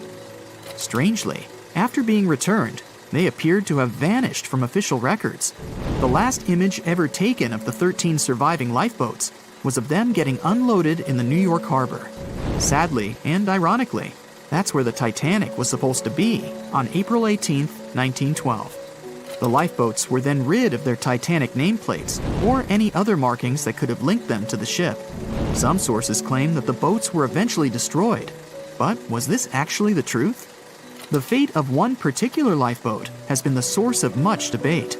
Collapsible Boat A, the last one to leave the ship, was retrieved by the RMS Oceanic a month after the crash. At that time, it was a shocking 200 miles away from the spot where the Titanic had sunk. Also, in the boat, there was a wedding band engraved with the words "Edward to Gerda," a sad omen to a couple that were lost at sea after managing to escape the sinking Titanic. Later identified as Edward and Gerda Lindell, the couple was traveling from Sweden to the U.S. to relocate. Some accounts claimed that Mr. Lindell did, in fact, make it to Collapsible Boat A, but his wife wasn't as lucky. Neither were ever seen again, and the wedding band was eventually sent to Gerda's father. The recovery of Collapsible Boat A was recorded in both photographs taken by the crew on board the RMS Oceanic and by a detailed handwritten account of a fellow passenger. They claimed that the lifeboat had looked more like a piece of wood carried by the waves than an actual boat. The first lifeboat to depart from the Titanic was Lifeboat Number 7. It was dubbed the Millionaire Lifeboat. It's rumored that the 12 passengers on board might have bribed the crew to row away to safety instead of allowing others to jump in. In 2015, some of the items recovered from this lifeboat, including a lunch menu, a ticket, and a letter from one of the passengers, were auctioned for up to $70,000 by a New York auctioneer. Soon after the Titanic catastrophe, it became mandatory for all ships to be equipped with enough lifeboats to carry all the passengers and crew. It's more likely that the Titanic lifeboats, being relatively new equipment at the time, were refitted to be used on other ships, such as the RMS Olympic, which was the Titanic's older sister. Some of them may have been sold off to private collections, or even left to rot. After all, they were seen as a source of bad luck, and most people were unwilling to use them again on other ships. Unfortunately, all the information about their whereabouts is hard to confirm now. No official statement from the owners of the lifeboats was ever given after their rescue. But although nothing appears to have remained of the original lifeboats, some full-sized replicas exist on display in museums in Falmouth, England, and Belfast, Northern Ireland. One of the few surviving White Star Line lifeboats did not, in fact, belong to the Titanic, but it did have a striking connection to the cursed ship. This boat is the restored Lifeboat 6 from the RMS Oceanic, which helped to recover Titanic's collapsible Lifeboat C. It was said to be owned by a private collector, but similar to the Titanic's lifeboats, we don't know anything about its location today. As for the nameplates and other identification marks of the lifeboats, the White Star Line seems to have kept them. Because some of these items were later auctioned and sold to interested collectors, even Rick Springfield supposedly got hold of one of the nameplates. One particular nameplate was already missing by the time the White Star Line employees had reached the lifeboats. It was the nameplate of Lifeboat Number 8, which had been taken by a sailor named Thomas Jones. He later gifted it to another Titanic survivor, the Countess of Rothes, along with a letter acknowledging the bond they formed on the night of the shipwreck.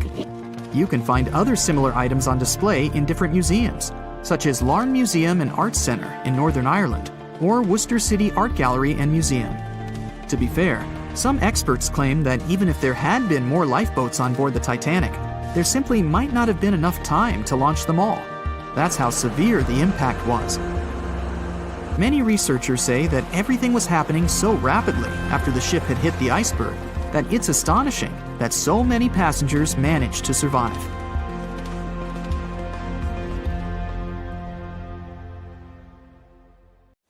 The cause of the Titanic crash was an iceberg, or so we've always been told. But new research has come to light that debunks this theory. On April 15, 1915, Titanic, the biggest ship of its time, completely disappeared under the ice-cold surface of the Atlantic Ocean. It's hard to believe that such a massive and expensive creation could be destroyed by one simple iceberg, right? Well, recent findings suggest that the real cause of the disaster was a fire, not an iceberg. For over 3 decades, journalist Senan Maloney has dedicated himself to studying the sinking of the Titanic. During his research, he made a significant discovery that shed new light on the well-known story. Maloney discovered a massive black spot on the hull of the Titanic, which measured an impressive 30 feet in length.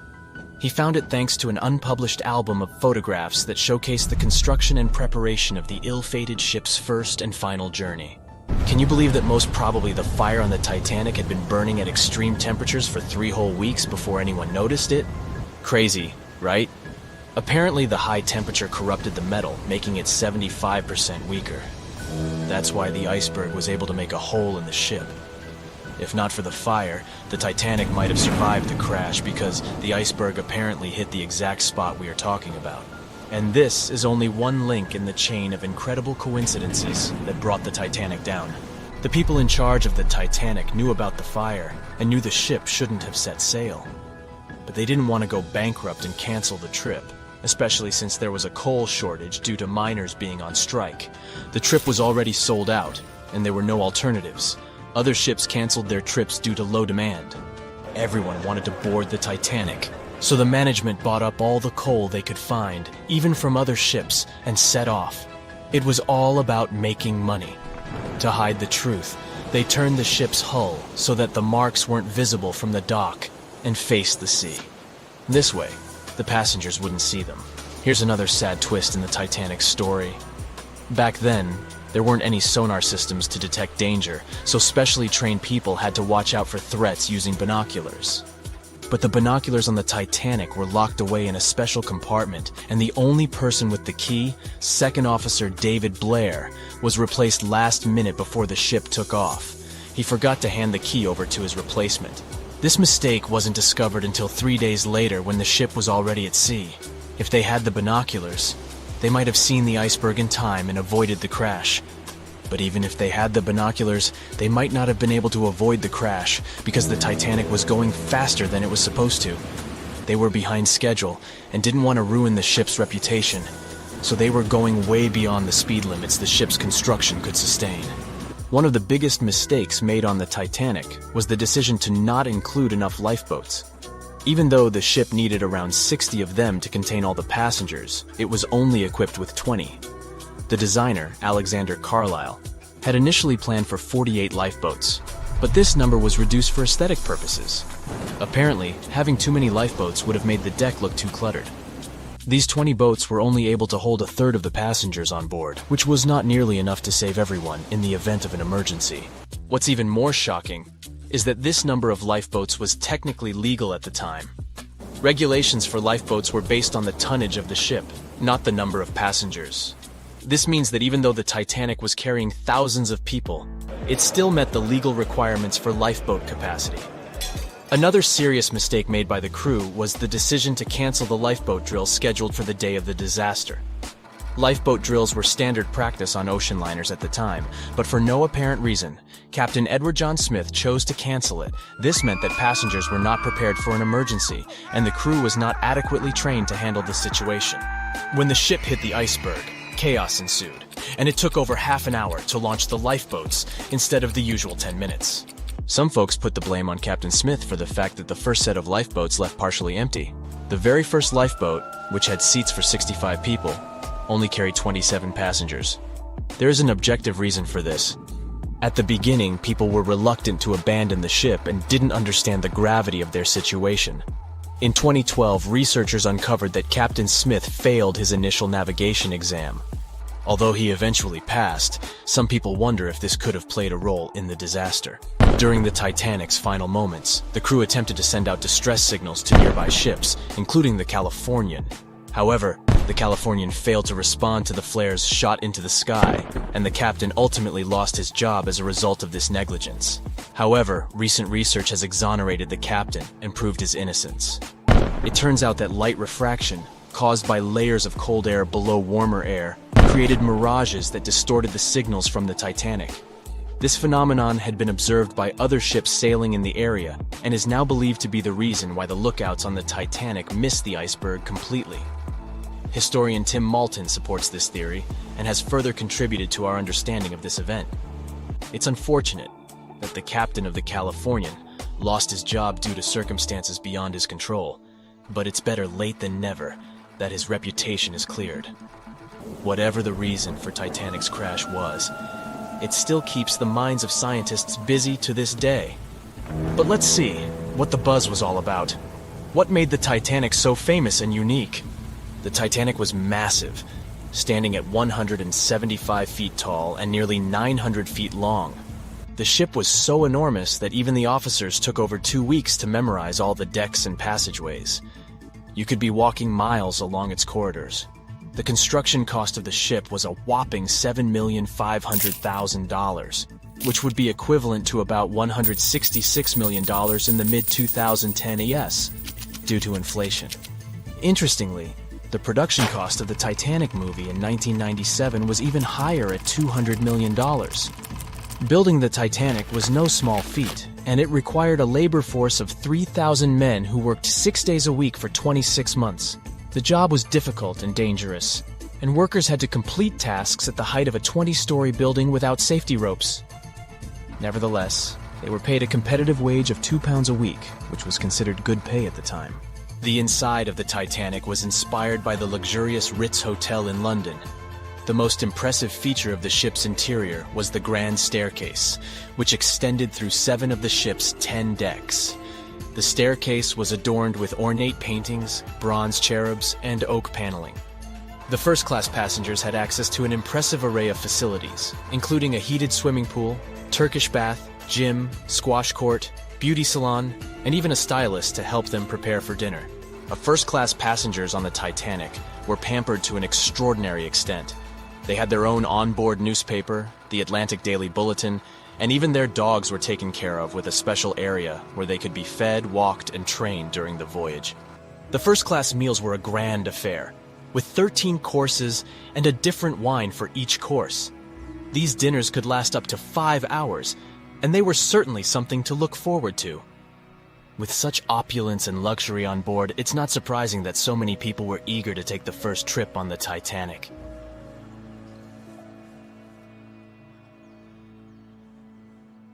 On the night of April 14th to 15th, 1912, the most modern and unsinkable ship collided with an iceberg and sunk.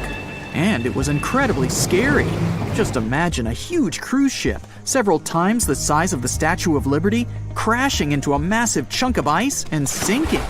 It's dark and cold. All you can hear is the rumbling and grinding of breaking metal and wood. All that surrounds you is the icy waters of the endless Atlantic Ocean. There's almost no connection with the outside world. There are no phones or internet. Nobody else on the whole planet knows that the ship is sinking. It's a real nightmare. But the most shocking thing is that the people who were on the Titanic that day didn't panic. They were calm, maybe a little worried, but there was no fear on their faces. To understand why they weren't afraid during one of the biggest disasters of the 20th century, you need to see what was going on through their eyes. So, you're a passenger on the infamous ocean liner. Your cabin is located on one of the top decks of the ship. You've just had a great time with your friends at dinner. Now musicians are playing a beautiful melody. Waiters are serving dessert. You go out onto the deck and enjoy the tranquility of the mighty ocean. At this moment, you feel an incredible sense of security and comfort. You're proud that you're one of the first people in the world to travel on the most high-tech ship on the planet. You go to bed in your cabin and wake up because a crew member gently knocks on your door and asks you to go to the deck. There's some kind of issue, but there's no reason to panic. No problem. You'll be happy to go out and take a look at the night sky. The moment when the ship collided with the iceberg felt like nothing more than a slight push, and some passengers didn't even hear it. They realized that something was wrong only when stewards knocked on their doors and asked them to go outside. You're on the deck. There are already a lot of people here. Everyone is more or less calm. Passengers are talking about what might have happened. Listening to the conversations around you, you figure out that the ship is supposedly sinking. The idea seems like nonsense to you, but even if it is true, all passengers will be evacuated in lifeboats anyway. At that time, people didn't know there were half as many rescue boats as needed. Passengers were sure that everyone would be saved. Evacuation begins. Women and children go first. No one panics or tries to get into a boat before it's their turn. All men behave gentlemanly and help crew members to evacuate women. One passenger wants to get into the boat with his wife, but it's not because he's afraid to stay on the Titanic. He's just worried. It seems to him that it's less safe in the boat than on the giant liner. He doesn't want to leave his wife alone, but the crew members explain the situation to him, and the man retreats without any resistance.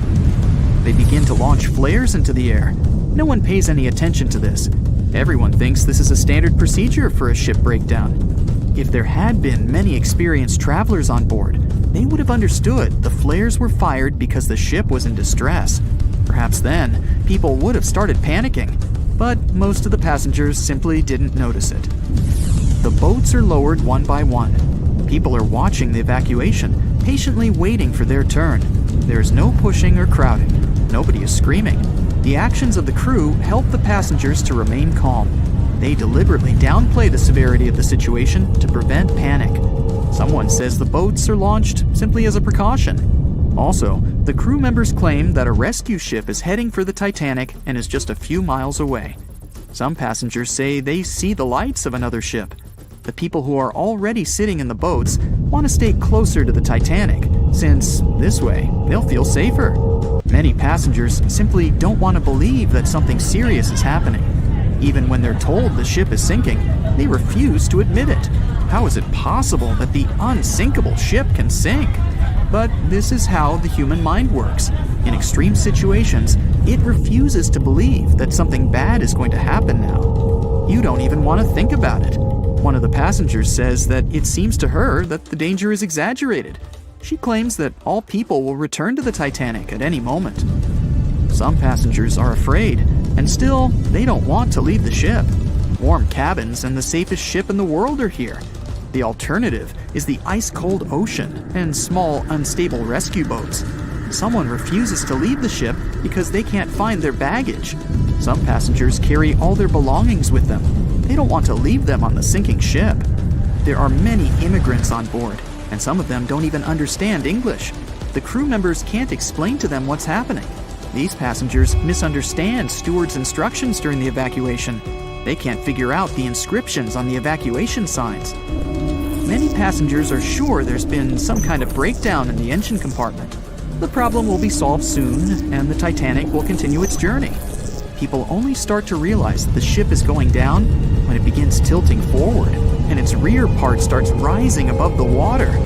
That's when those around you start panicking. Some jump into the water, others climb into the lifeboats without waiting in line. But in general, there's no chaos and hysteria.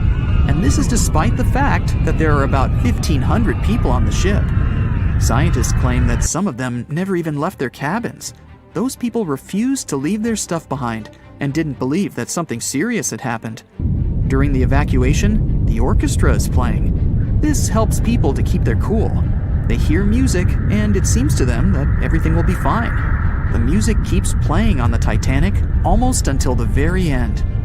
At about 2:05 a.m., the crew lowers the last boat with passengers. 15 minutes later, the ship goes underwater. Even after the tragedy, the surviving passengers can't really understand what's happened to them. They remember boarding the boats and moving away from the huge vessel, and they won't forget seeing it go under the water. But even after a while, they still can't realize what a terrible catastrophe they've just experienced. Sometime later, people began to write books about those fateful events. They made documentaries and feature films. The news about the Titanic was in every newspaper. It spread all over the world. In any description of that day, the tragedy looks like a terrible disaster. But those who were there admit they didn't feel all-consuming dread. They just couldn't believe what was happening that day. The tragedy of the Titanic might seem more terrible for people who heard about it than for people who experienced it. Many people around the world refused to go on board large ocean liners after the catastrophe. They were afraid of what could happen to them. At the same time, a lot of passengers who survived on the Titanic continued to travel by other ships. There was a woman who survived 3 shipwrecks, including the Titanic, and she still continued traveling. And what if people tried to raise the Titanic from the sea floor? This happened many years after the shipwreck. Then, the $5 million operation failed. Nylon slings were attached to a large part of the sunken ship. The other ends of the slings were connected to diesel engines. For the entire operation, a mini-submarine was used. A piece of the Titanic, weighing 21 tons, was being pulled up when one of the slings tore. And then, one by one, the other cables began to snap too. The huge piece of the ship fell back to the seafloor. By that time, the participants of the rescue operation had run out of food supplies. And since the nearest shore was quite far away, they decided not to give it another try. The Royal Mail Ship, or RMS Titanic, easily the most famous steamship in history, was once the symbol of luxury and dreams that promised to come true. It took 3 years and 3,000 people to construct it. On April 10, 1912, the brand new ocean liner greeted its passengers with the smell of fresh varnish, paint, and newly sawn wood. Back then, they still used lead for the production of paint and linseed oil as a binder, so that smell must have been powerful. When it was fully operational, the giant vessel consumed around 850 tons of coal per day, and the passengers would also smell its fumes. Another odor that must have filled the Titanic's decks, at least the first-class ones, was the new scent by the famous French perfume house Guerlain. It was released earlier in the same year and quickly became a hit with the well-off ladies. The perfume that you can still buy today is a mix of violets and iris with creamy vanilla. On the dramatic evening of April 14th, when Titanic only had hours to live, the unknowing waiters were serving oysters, lamb and mint sauce, roast duck with applesauce, and other delicacies to their first-class guests. The second class was filled with the smells of curried chicken, spring lamb, and roast turkey. Third-class passengers had simple gruel and biscuits that night. At 11 p.m., as the ship got dangerously close to the iceberg, the new smell added to the mix. It was a mineral odor with metallic notes. If you have ice in your fridge, you must have noticed it takes the smell of neighboring foods. The same happens to icebergs.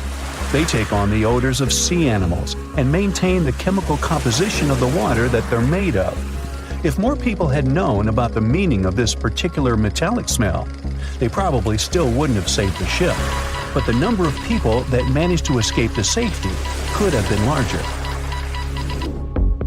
Speaking of smells, in case you've ever wondered what space smells like but aren't planning to become an astronaut anytime soon, listen up. You can try out Eau de Space, an aroma that was designed by NASA decades ago. The idea of the perfume was to help astronauts prepare for their encounters with space at all levels during their training. But hold on a second, space is a vacuum, so it technically shouldn't have any smell. Yet, astronauts who have been out there remembered it as a pleasant metallic odor, something like the smell of welding fumes or burnt gunpowder.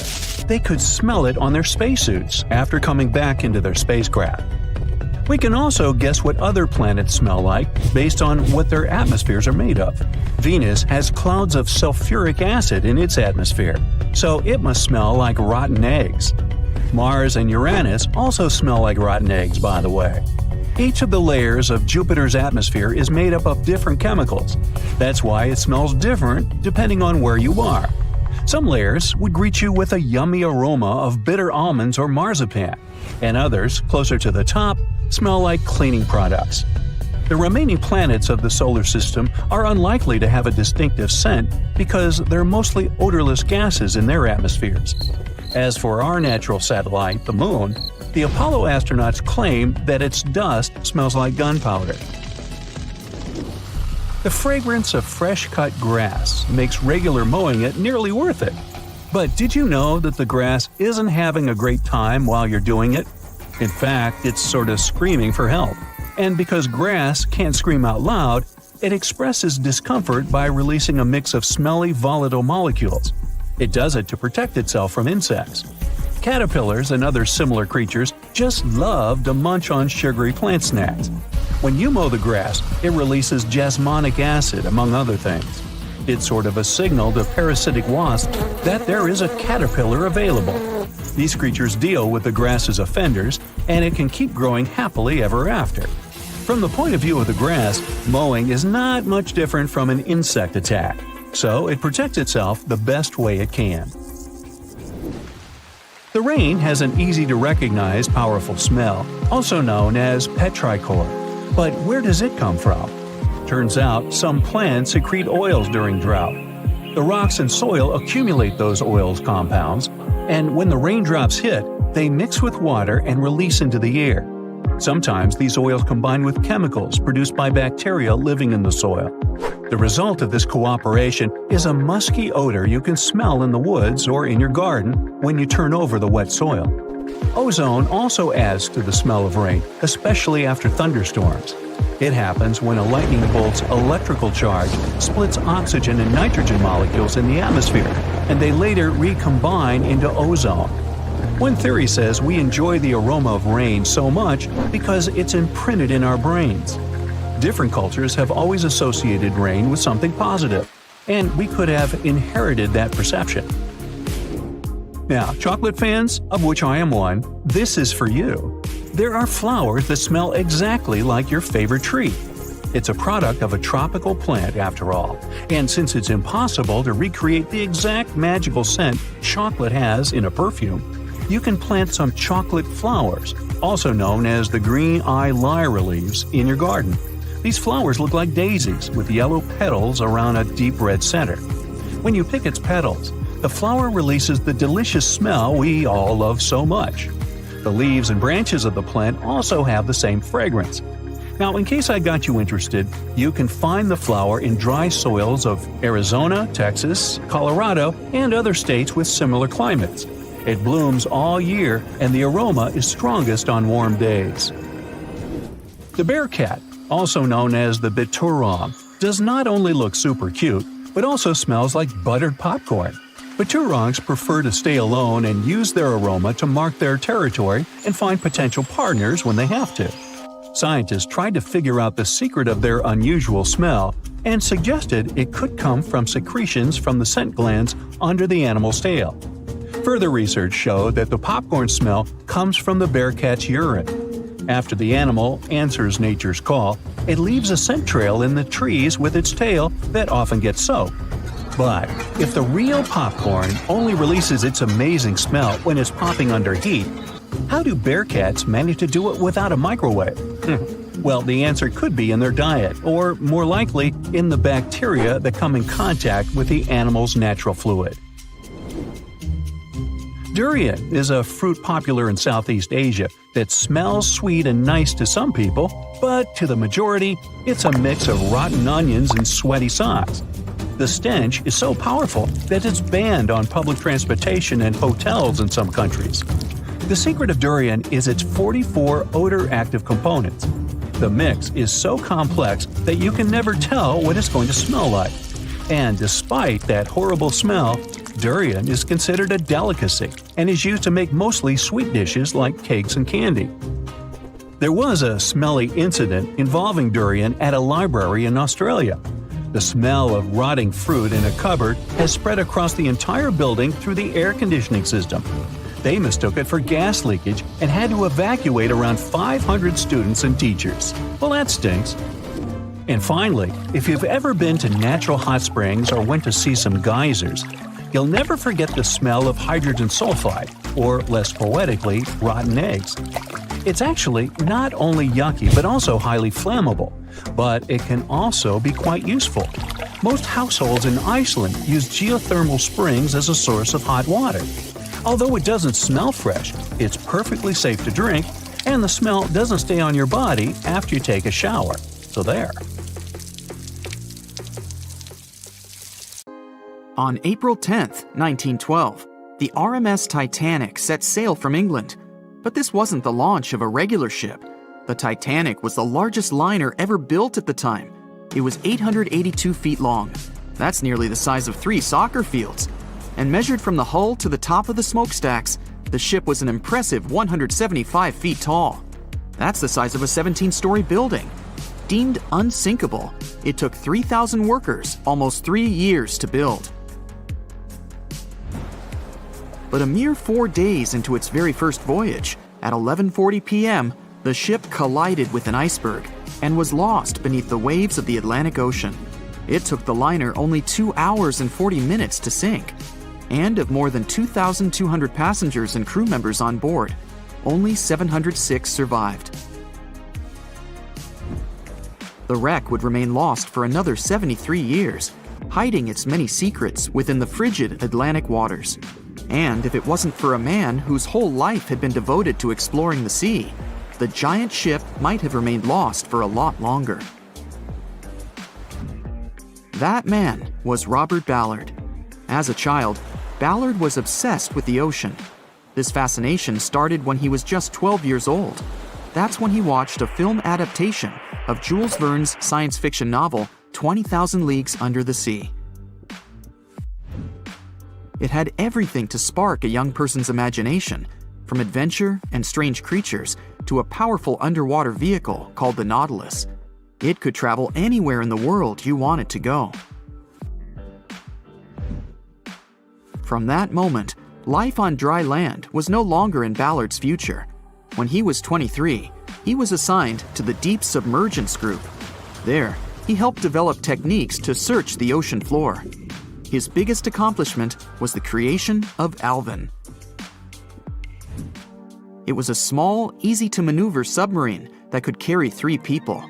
It also featured an external mechanical arm designed to gather underwater samples while the crew remained safe and dry inside.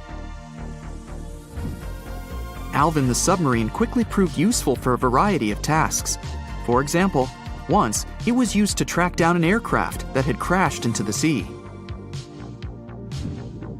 But the vessel experienced a series of setbacks. In one case, it was attacked by a swordfish, which caused the submarine to resurface quickly. The swordfish, still stuck in the outer skin of the submarine, became that night's dinner. And in October 1968, the submarine was being lowered into the water when the cables holding it snapped, sending it careening into the ocean, along with 3 crew members on board. And because the small vessel was still open, it immediately filled with water and quickly began to sink. Luckily, the crew managed to escape, but Alvin was gone. Bad weather hampered multiple attempts to recover the vessel. It wasn't until the following year that it was finally returned to the surface. In time, Alvin would be improved. Its hull would be strengthened by titanium, giving it a higher depth rating, thus making it even better suited for ocean exploration. The specialized submarine would come in handy in many of Ballard's 100-plus expeditions. The man was one of the first to explore an underwater mountain chain called the Mid-Atlantic Ridge in the Atlantic Ocean. And when he found thermal vents in the Galapagos Rift in the late 70s, he also helped discover and document the process of chemosynthesis. That's a complicated chemical synthesis of food energy by bacteria. But his biggest discovery was still to come. Ballard claimed he'd never been a Titanic fanatic, but he eventually became obsessed with finding the ship after watching other explorers try and fail. As he said, Titanic was clearly the big Mount Everest at the time. Many others had tried, many that I thought would have succeeded, or should have succeeded but didn't. Ballard began thinking about finding the ship as early as 1973, and 4 years later, he actually made an attempt. He used the deep-sea salvage vessel Sea Probe, which was a drill ship equipped with cameras and sonar. But he was forced to give up when the drilling pipe broke. It just wasn't his time. In the early 80s, a Texas oil man named Jack Grimm tried to find the wreck on 3 different occasions. Once, Grimm was actually right over the Titanic, but his equipment failed to detect it. That's what we call extreme bad luck. Ballard was just biding his time. He needed a plan and some help. The first issue was getting down to the bottom of the Atlantic. The furthest down he had ever traveled before was 20,000 feet, and this trip took him 3 hours, and that didn't include the way back up. Ballard knew he could use Alvin, already enhanced with a titanium hull to withstand the pressure of the ocean. But he also needed something that didn't require him to actually go down with it. An unpiloted remote-controlled submarine would be ideal. But first, he would have to create one. He reached out to the authorities, hoping they would provide funding for his project.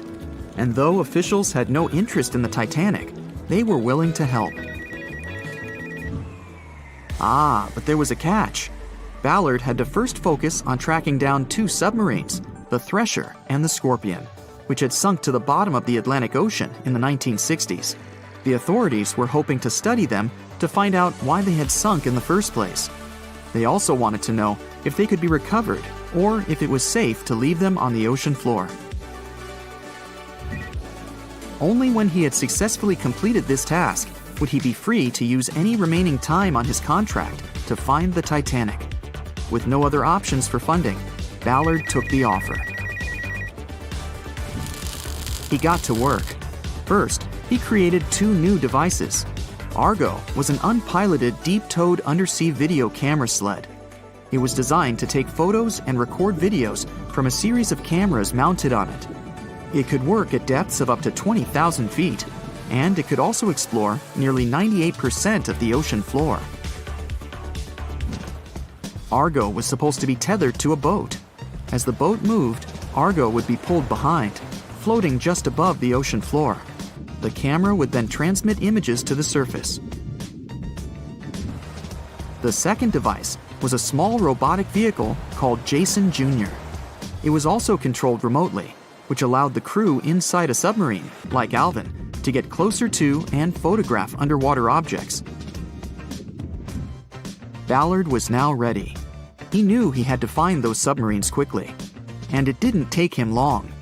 Much to his relief, the search was relatively simple, and he was able to fulfill his obligations with 12 days to spare. With almost 2 weeks to devote to finding the Titanic, he set out to explore the ocean. He focused the search close to Newfoundland, Canada, pulling Argo along the ocean floor and reviewing the images it collected. And after a few days of nothing, they eventually found riveted hull plates and a boiler. Could this be it? The next day, a ship's large bow was revealed. On September 1st, 1985, Ballard and his fellow crew members realized they had finally found the infamous ship. The discovery resulted in a mix of emotions. Ballard was excited to be the first to find the Titanic's final resting place, but he was also overwhelmed by the sense of grief for those who had suffered when the ship had gone down. Over the next 4 days, the crew explored the wreck. They found the crow's nest, from where the iceberg had first been spotted. Plus, there was finally evidence of how the massive ship had split in 2 before sinking, with both halves of the ship found. There was furniture and dinnerware, and sadly, several leather shoes of those who hadn't made it to safety were scattered about the ocean floor. Ballard succeeded where others had failed and became an instant celebrity around the world. You'd think that locating the Titanic would be enough for one man, but not for Ballard. In 2019, he took on the challenge of solving another mystery, the disappearance of Amelia Earhart. Earhart had attempted to be the first woman to fly around the world. Unfortunately, she disappeared somewhere over the Pacific Ocean in 1937. she and her plane were never found. Ballard hoped that his luck with the Titanic would help with finding where Earhart had gone down, but his expedition failed to find anything. And though Robert Ballard has found more shipwrecks than anybody else, it's only the tip of the iceberg.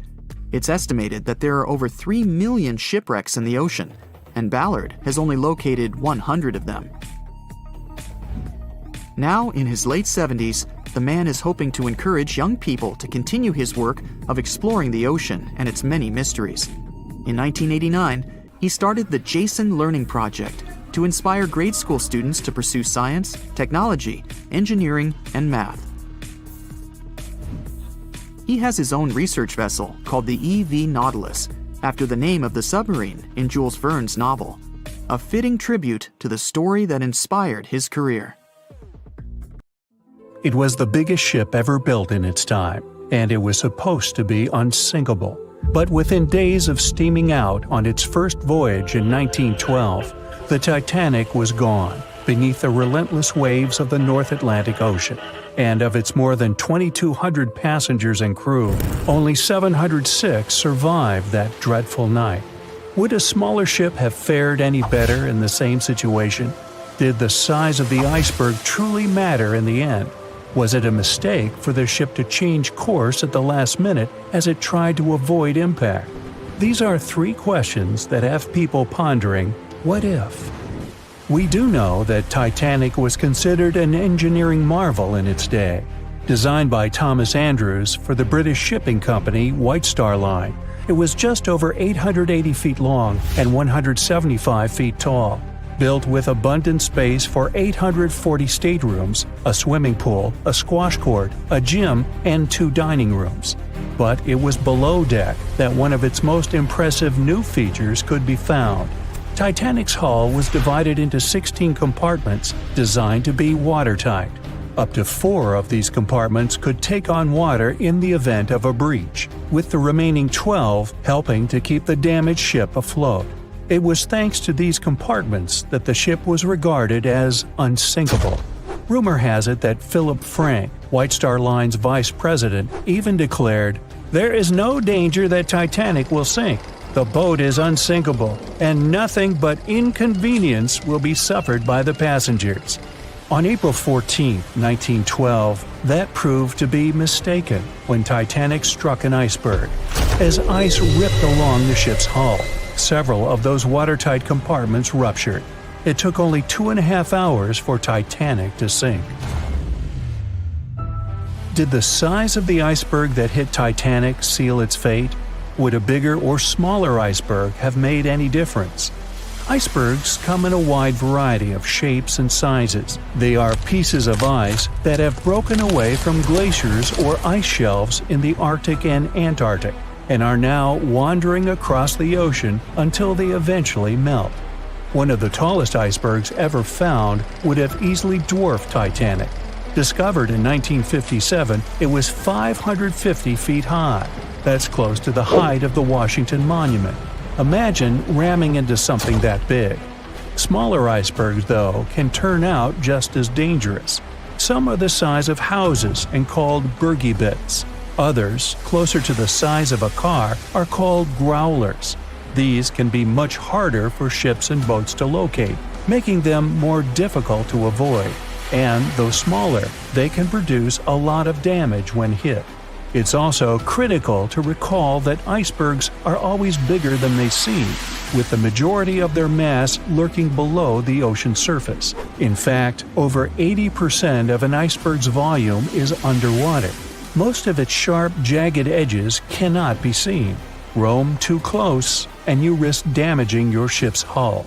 Because Titanic had little notice of its impending doom, a smaller iceberg, struck at the same angle, could still have been enough to bring that mighty ship down. Now, it's possible that had the iceberg been larger, it would have been spotted sooner. Titanic might have had time to alter course and avoid the impact. But missing that one iceberg would not have guaranteed Titanic's safety. It was traveling in a dangerous stretch of the Atlantic called Iceberg Alley. It's located 250 miles east and southeast of Newfoundland, Canada. Behind one iceberg, there could be another, and another after that. And so the crew on board had to remain very attentive to avoid several potential collisions, not just one. A smaller ship might have been better suited for the trip. Titanic's size was certainly a challenge when it came to steering. In fact, it had just left her dock in Southampton when it nearly collided with another smaller ocean liner, the SS New York, missing it by just 2 feet. The gigantic steamship was obviously not made for maneuvering quickly in tight quarters. A ship that size required time and space to change course. But when it comes to ships versus icebergs, a ship's size doesn't always matter.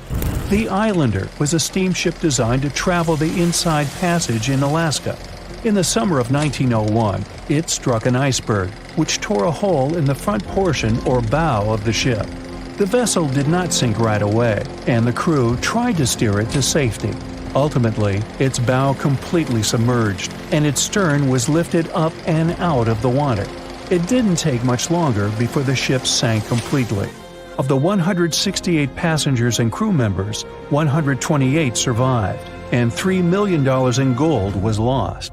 Islander had a 240-foot hull, making it almost a quarter of the size of Titanic, and that smaller size didn't seem to be much help in preventing a collision with an iceberg. And then there was the Hans Hedtoft in 1959. Also known as the Little Titanic or the Danish Titanic, it was referred to as the safest ship afloat. It was 272 feet long with 95 people on board. Much like the real Titanic, the Hans Hedtoft was specifically engineered to handle most of what the sea could throw its way. Along with its double steel bottom, it also had an armored bow and 7 watertight compartments. How could such a ship sink? But it could, and it did. It was on its first voyage, returning to Copenhagen, when it ran into trouble. On January 30th, it hit an iceberg. An SOS was sent, but when the Johannes Cross arrived to help, the Hans Hedtoft was nowhere to be found. The only evidence of the ship's existence was a lifebelt that was washed ashore in Iceland 9 months later. Again, the ship's smaller size didn't work in its favor. A smaller size of Titanic wouldn't have guaranteed a safe voyage in 1912. The final what-if concerns the last-minute choice when the iceberg was spotted and the alarm sounded. First, Titanic could attempt a complete stop, but this wasn't an option as the ship needed a half a mile to come to a halt, and the iceberg was a mere 900 feet away. Second, the Titanic could attempt to avoid the iceberg by steering away from it. This is what the captain ordered, but the attempt was unsuccessful, resulting in a deep gash across the ship's hull. The final option? To hit the iceberg head-on. Would this have made any difference? The answer is an intriguing maybe. Some think a head-on collision would have saved Titanic. In this scenario, the collision would have limited the damage to the very front of the ship. Instead of the iceberg tearing through the hull and compromising several of the watertight compartments, only 4 of the compartments would have been breached. This meant the others could do their job of keeping Titanic afloat. The ship could be stuck, unable to move, but it would remain above water until help arrived. This would provide a ship like Carpathia enough time to reach the scene of the accident and bring the people on board to safety. One of the Titanic's designers, Edward Wilding, made a similar claim during an inquiry into the sinking. He argued that most people would have survived a head-on crash, and that Titanic itself would not have sunk. Others disagree, though. First, the special bulkheads on Titanic were designed specifically to protect the ship against collisions with other vessels, not with icebergs. These compartments would crumple upon impact, absorbing some of the force while the other ship absorbed the rest. Though the damage would still be extensive, the remaining bulkheads would keep the ship afloat. But an iceberg does not have the same flex in a collision as you would experience with another ship. Most of the force would be absorbed by Titanic, resulting in greater damage to the ship. Even worse, the impact would be carried through the full length of the ship. Rivets would burst, seams would tear, the compartments would quickly flood and the ship would sink even faster, resulting in fewer survivors. In any case, as with most what-ifs, we'll never really know the answer. As tragic as Titanic's first and last voyage was, it did result in changes that helped make venturing out to sea much safer. Findings from hearings on the disaster led to the creation of the International Ice Patrol, or ICC, in 1914, an organization that tracks icebergs in the Atlantic and Arctic Oceans to ensure vessels in the area can avoid them. In the US and Britain, ships were obligated to carry enough lifeboats to accommodate every person aboard. Regular lifeboat drills were made mandatory.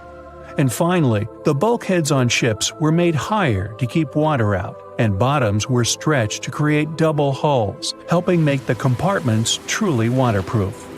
There's no denying that Titanic was a terrible tragedy, but the lessons learned from that night to remember has helped prevent many more.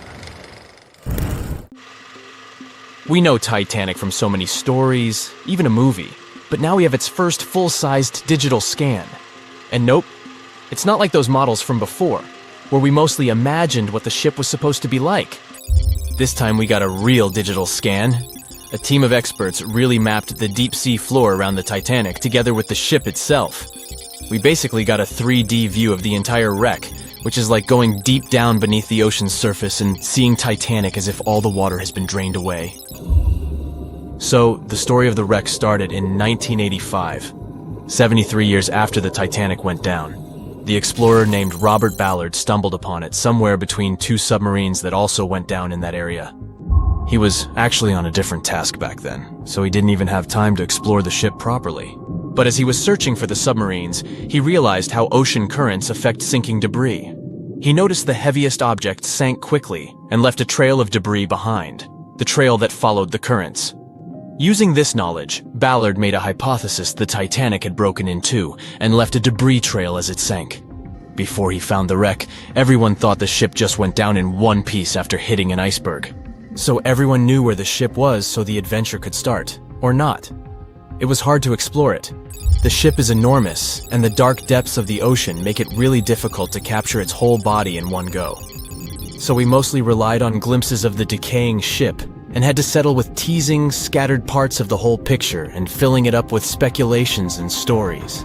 But in the summer of 2022, we finally got something different.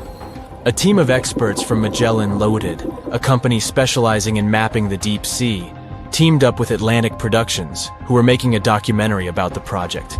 They embarked on a mission to capture the complete view of the Titanic. They used submersibles. Those are vehicles that go underwater, remotely controlled by a team of skilled explorers. These submersibles dove deep into the ocean. It wasn't an easy job. They spent over 200 hours collecting information about the entire length and breadth of the wreck. It was like a real-life treasure hunt. But instead of finding gold and jewels, they took something even more precious. Over 700,000 images of the Titanic from every angle possible. Yup, they took photos of every tiny part of the ship, even the not-so-interesting bits most of us would usually skip. Even mapping the muddy parts was an important part, because it helped fill in the gaps between the more exciting things they discovered. And this was a way for all of us to finally get a detailed 3D reconstruction. Even though it's been more than 100 years, you can still recognize the bow of the Titanic, covered in rust that hangs down like stalactites. On top of the bow is the boat deck, where a big hole gives us a glimpse into the empty space where the grand staircase once stood, like a window into the ship's glamorous past. Its stern is now a wild mess of twisted metal. As the Titanic went down, this part collapsed and spiraled into the seabed. The bow and the stern ended up separated by about 2,600 feet. There's a vast field of debris surrounding this giant, stuck on the seafloor. This debris is like a scattered treasure trove, full of intricate metalwork from the ship, statues, and even unopened champagne bottles. There are also personal belongings that went down together with the ship, like dozens of shoes resting across the seafloor. It was a tough task to do, go down and take all those pictures. It may not sound that hard at first, considering it was the vehicle that really immersed itself into such deep parts of the ocean, not the people. But studying the ocean is hard. We haven't explored, mapped, or even seen over 80% of it. The conditions are harsh, and the pressure becomes more intense the deeper you go. And their vehicle had to dive down to nearly 13,120 feet below the surface. That's like 12 Eiffel Towers stacked on top of each other. Plus, you have strong currents in that area, so it was probably like trying to navigate through a watery maze. And submersibles weren't supposed to touch anything. Even the slightest wrong step can damage the wreck that was already so fragile. It seems like the Titanic is frozen in time, so it will always be there waiting for us. But in reality, it's slowly disappearing. It's pretty obvious that the ocean water ruined it considering how long it has been down there. But it's not just that. The wreck itself has become a home for a specific type of bacteria Halomonas titanicae that even got named after the famous ship. These bacteria have a special ability. They can survive inside rusty formations known as rusticles. They kind of look like icicles, those spikes of ice that form when water falls from something and freezes. These bacteria have a taste for iron, which is abundant in the ship's hull. For them, it's like a real buffet down there. And as time goes by, these bacteria will keep eating away at the iron in the ship, bit by bit, until one day, the feast comes to an end and the whole ship is gone. It's like a slow but steady recycling process. So this 3D model we got because of the hardworking team and technology comes at the best time because we never know how much time we have left with exploring the famous wreck. This time we might even understand the collision with the iceberg better. You know how movies always show the Titanic hitting the iceberg on its right side? Well, we can't even be certain about that. The scans could help us figure out if the ship actually grounded on the iceberg, like getting stuck on it. We can study the stern and analyze how the Titanic struck the seafloor. That will also help us understand what really happened during the sinking. Maybe we'll get a chance to discover if there was really a strong fire that sealed the fate of the Titanic. One theory says that the coal fire had been raging for a whole 3 weeks before the ship even took its first and last trip. And this could have made its hull weaker, which means most of the work was done. The iceberg just delivered the final blow, if there even was an iceberg, as some people wonder. There's an alternative theory they suggested where the Titanic may have actually hit a hidden mass of pack ice instead of a typical iceberg.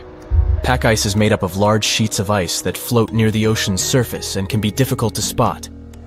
They believe this pack ice might have drifted into the Atlantic from the Arctic Ocean. According to one professional mariner, Captain L.M. Collins, that stands up with that idea. If the Titanic had struck a regular iceberg, the ship would have sunk much more quickly than it did.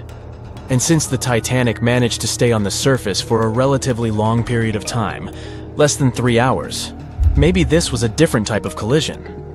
The mariner also said there are differences in what people said they saw when the Titanic sank.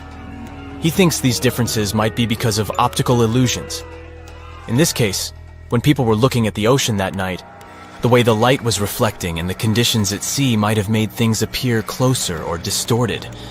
So when they saw something in the water, it might not have been exactly what they thought it was. Whether it was an iceberg or something else. Binoculars might have helped the crew members to spot the potential danger, but unfortunately, they didn't have any. It appears they were locked inside a cabinet, and no one knew where the key was.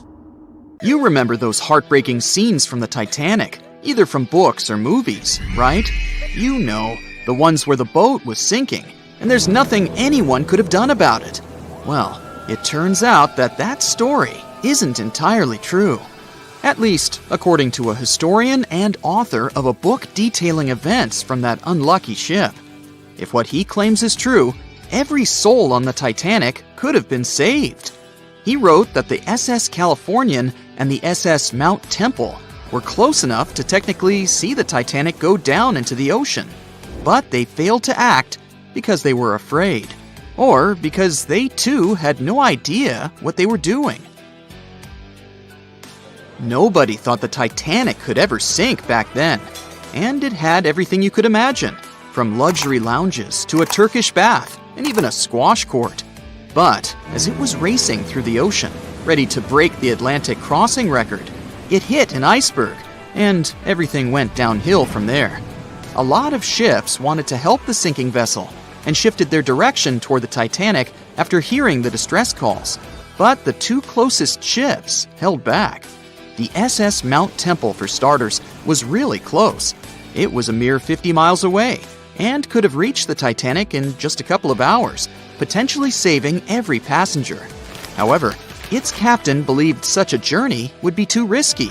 I mean, it did involve icebergs, right? There's nothing we can do about it these days, but we can use our imagination and at least save the day, theoretically. Your average Joe might have had a difficult time helping people out on the Titanic, but what if we could ask for the help of superheroes? Well, for starters, it would be useful to have someone with time-traveling skills, right? They could go back in time and alert the crew that an iceberg is pretty close, and they should move the ship away from its path as soon as possible. Or, even better, go even further back in time and alert the captain of the ship not to proceed with the journey to begin with. Let me tell you, there were a lot of things that could have been done better with the Titanic. First of all, the crew had no access to binoculars. If they could have had this crucial piece of equipment, they might have spotted the iceberg in due course, at least limiting the damage or avoiding the collision altogether. And don't get me started on the lifeboats. Because they wanted the ship to look as luxurious as possible, there was little space left for those much-needed lifeboats that could have saved so many lives. Although there were 2,200 people on board, the lifeboats could only save 1,200 people. What about flight? Would a flying superhero have been able to help avoid this tragedy? I bet it would have. This superhero could have surveyed the area, especially during the night when there's low visibility to begin with.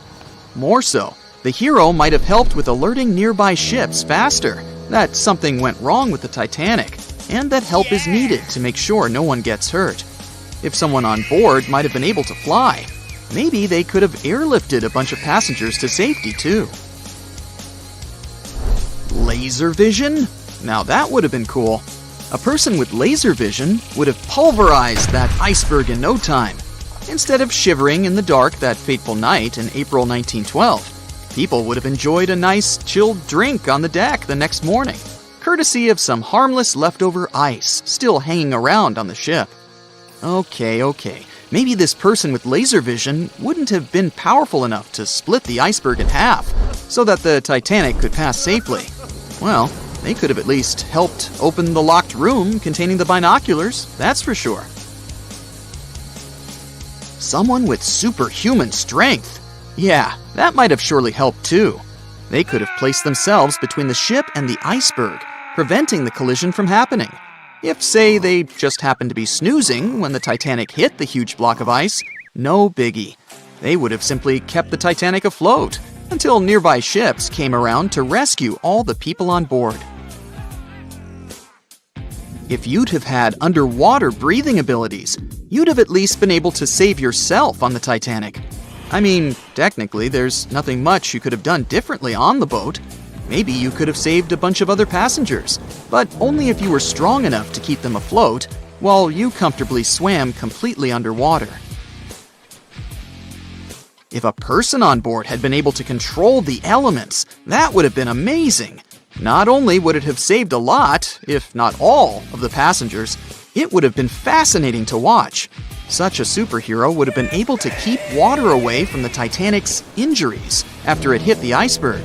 If they were agile enough and had seen the iceberg before it hit the ship, they could have transformed the big block of ice into water with just the snap of a finger. If we look at the records from that night, everything happened very fast with the Titanic. Wouldn't it have been nice to have someone on board who could slow down time? For the sake of the story, let's also imagine this person had a finely tuned intuition. They could have sensed something was wrong by the way the air smelled, or by the reaction of the crew when the iceberg was first spotted. With a simple gesture of their hands, they would have slowed down time, almost to the point of stillness. They could have checked the records from the ship, its unusually fast speed, and could have alerted the captain to decide in time. The Titanic could have been stopped, or it could have been diverted away from the iceberg. A superhero with night vision would have been useful too. At least the superhero would have spotted the iceberg sooner than everyone else. Given that the hero could have seen a lot better in low light conditions, that hero would have probably better managed the rescue efforts that disastrous night. Invisibility? Would this superpower have saved the Titanic from sinking to the bottom of the Atlantic? I could think of a possible scenario or two. Anyone with the power to become invisible whenever they want to would have probably gone snooping around the ship. I mean, you have to remember, the Titanic had some of the most important members of society on board. It wasn't just any regular boat. It was probably buzzing with the latest gossip. In between all that mundane information, this superhero could have overheard the captain saying they were going faster than they should have, or that there weren't enough lifeboats to save everyone in case there was a major problem. Who knows what this curious superhero might have done with all this information? Some sort of sorcerer would have saved the Titanic if they were on board, I'm sure. There has to be some sort of magic spell in a book out there that's useful for sinking ships, right? Maybe one that could have helped weld the metal back together after it got hit by the iceberg. Or maybe one that could have airlifted the entire vessel to safety after it got hit. How about a spell that would have transformed the Titanic into a submarine, creating a protective layer around it so it could comfortably move under the sea? That surely would have been cool, and would have offered passengers a truly unique experience. The ability to speak to animals, or fish, would have certainly been useful too. Even if all else failed, so the Titanic would have still struck the iceberg, and it would have still been filled with water and ended up near the seabed, people could have still been saved. That's because you'd have had someone on board who could have instructed dolphins to carry people to safety. I'm sure those intelligent creatures would have been happy to help. "I'll never let go, Jack. I'll never let go," said Rose. Then she did let go, and the whole movie theater burst into tears. It happened when Titanic came out in 1997. Alright, who am I kidding? It's really hard not to cry when you watch this scene for the 10th, 20th, and 50th time almost 30 years later. But did this great love story happen in real life? Or did James Cameron just invent it for some good drama? As much as I don't want to disappoint you, Jack and Rose never fell in love on board the real Titanic. There was a real Jay Dawson on the luxurious ocean liner, but he was a crew member, and his full name was Joseph. The real-life inspiration for Rose was the American artist Beatrice Wood. James Cameron came across her biography while he was working on the first draft of the script, and decided to bring her love for art and family background into the story.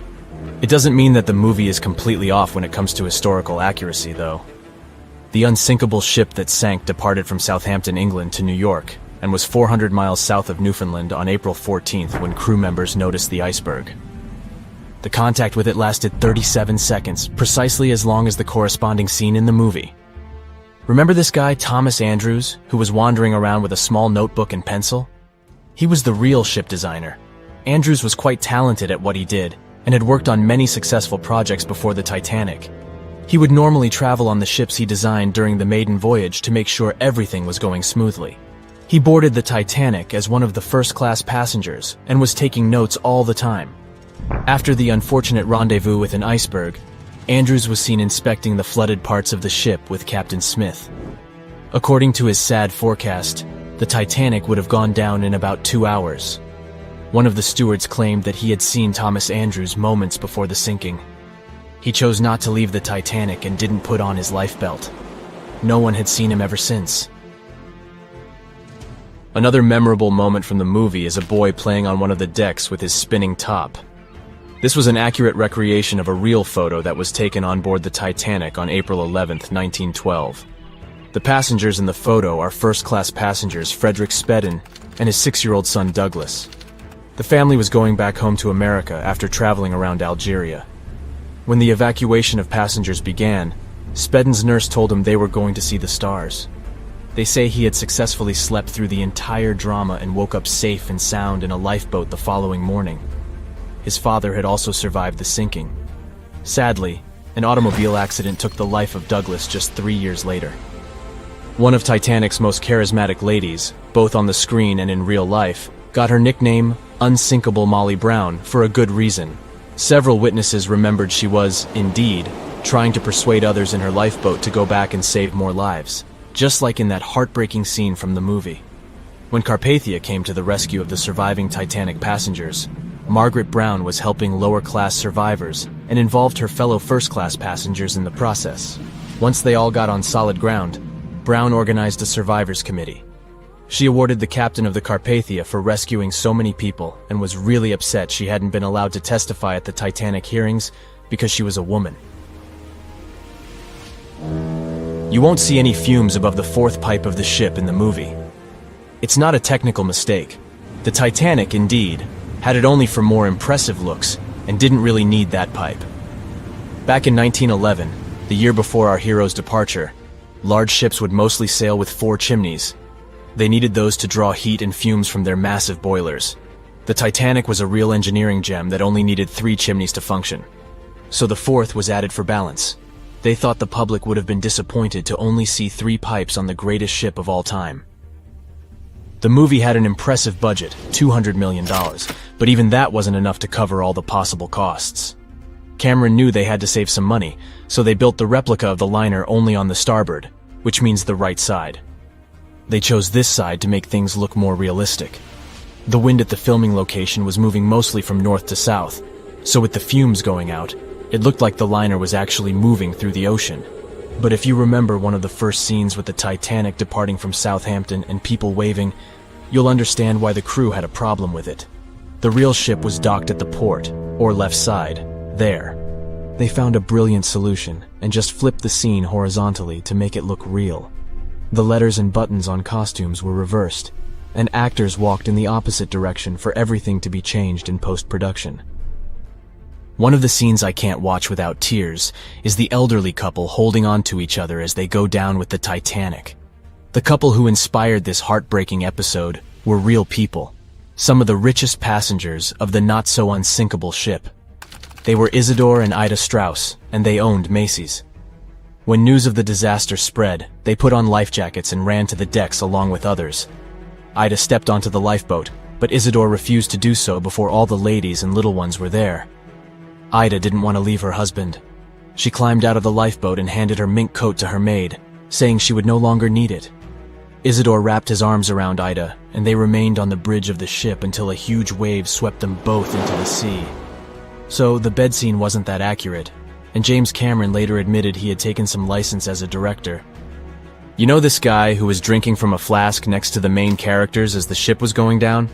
His name was Charles Joughin from England, and he was in charge of 10 bakers, 2 confectioners, and a Vienna baker aboard.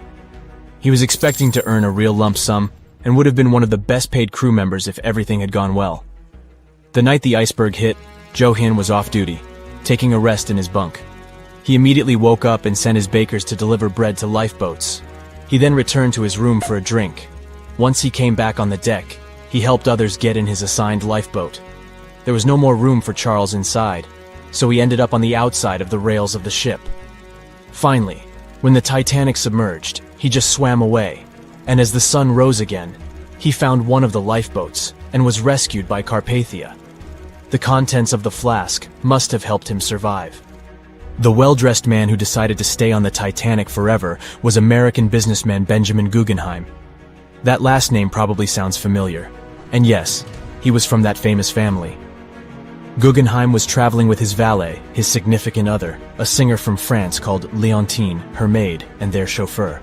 They all boarded the Titanic in France during one of the short stops it made after leaving Southampton.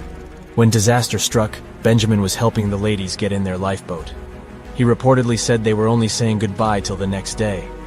He was sure the ship would be quickly repaired. After helping many women and youngsters get in the boats, Guggenheim chose not to fight over the remaining seats.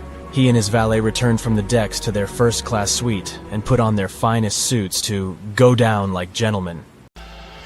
Everyone knows the story of the Titanic, but not many people know that Titanic had 2 sister ships, and that on the night of its sinking, one of them was rushing to help but didn't make it in time. Bad luck seemed to follow the trio of ships, but each one of them had glorious moments that live in the minds of those who sailed in them. Keep on watching to discover a story of awe, ingenuity, and ill fate. And don't forget to click the subscribe button and turn notifications on to join us on the bright side of life. You know how the iceberg hit the Titanic, how the band played to the end, and how the whole tragedy unfolded, but before it happened, it would have seemed an impossibility for such a ship to meet the end it did. None of that could have been foreseen by White Star Line, the company who built the Titanic, who had high hopes for what the unsinkable ship and its sister ships, the Britannic and the Olympic, would accomplish.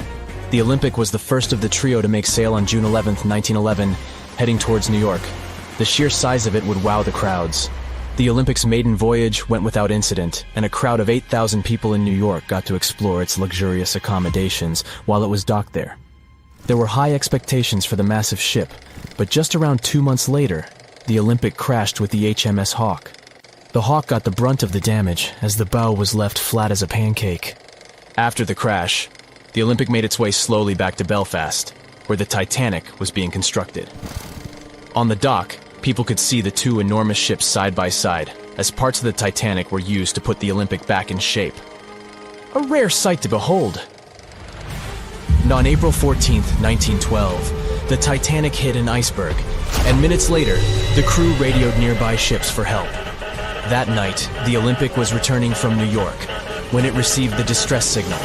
The ship turned around and rushed at full speed towards the Titanic, but they were so far away that they would have arrived next night.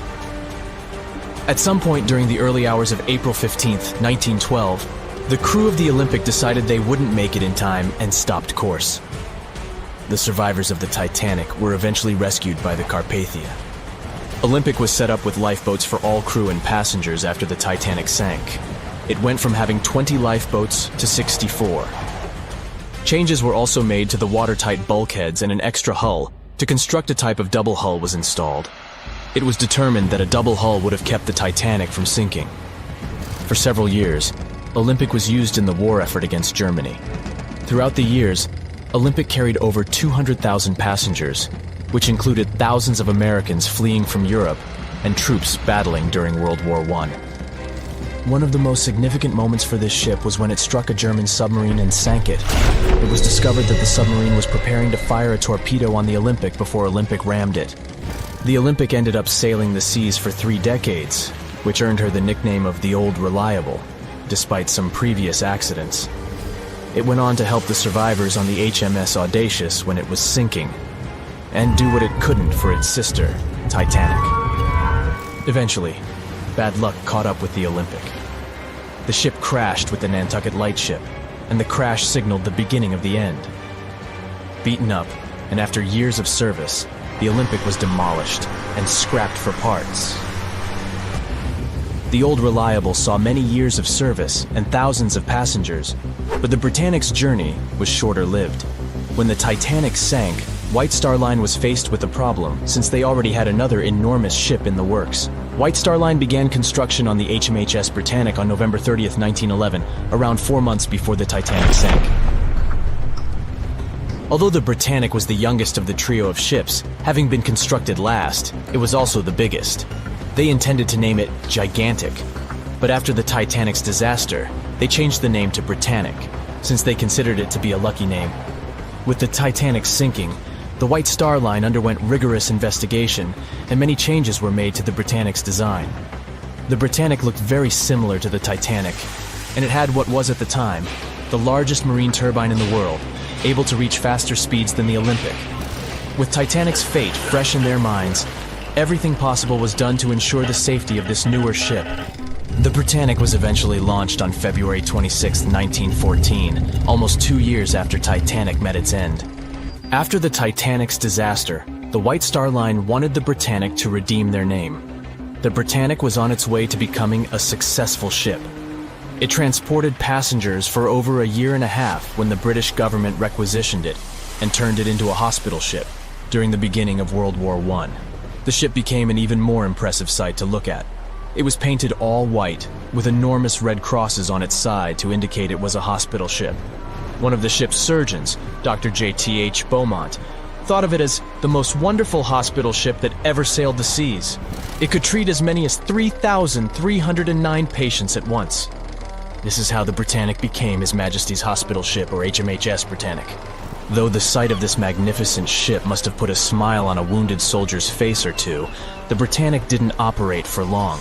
Just a year after it was turned into a hospital ship, the Britannic was making its way through the Aegean Sea to pick up wounded soldiers when it was struck by a loud explosion.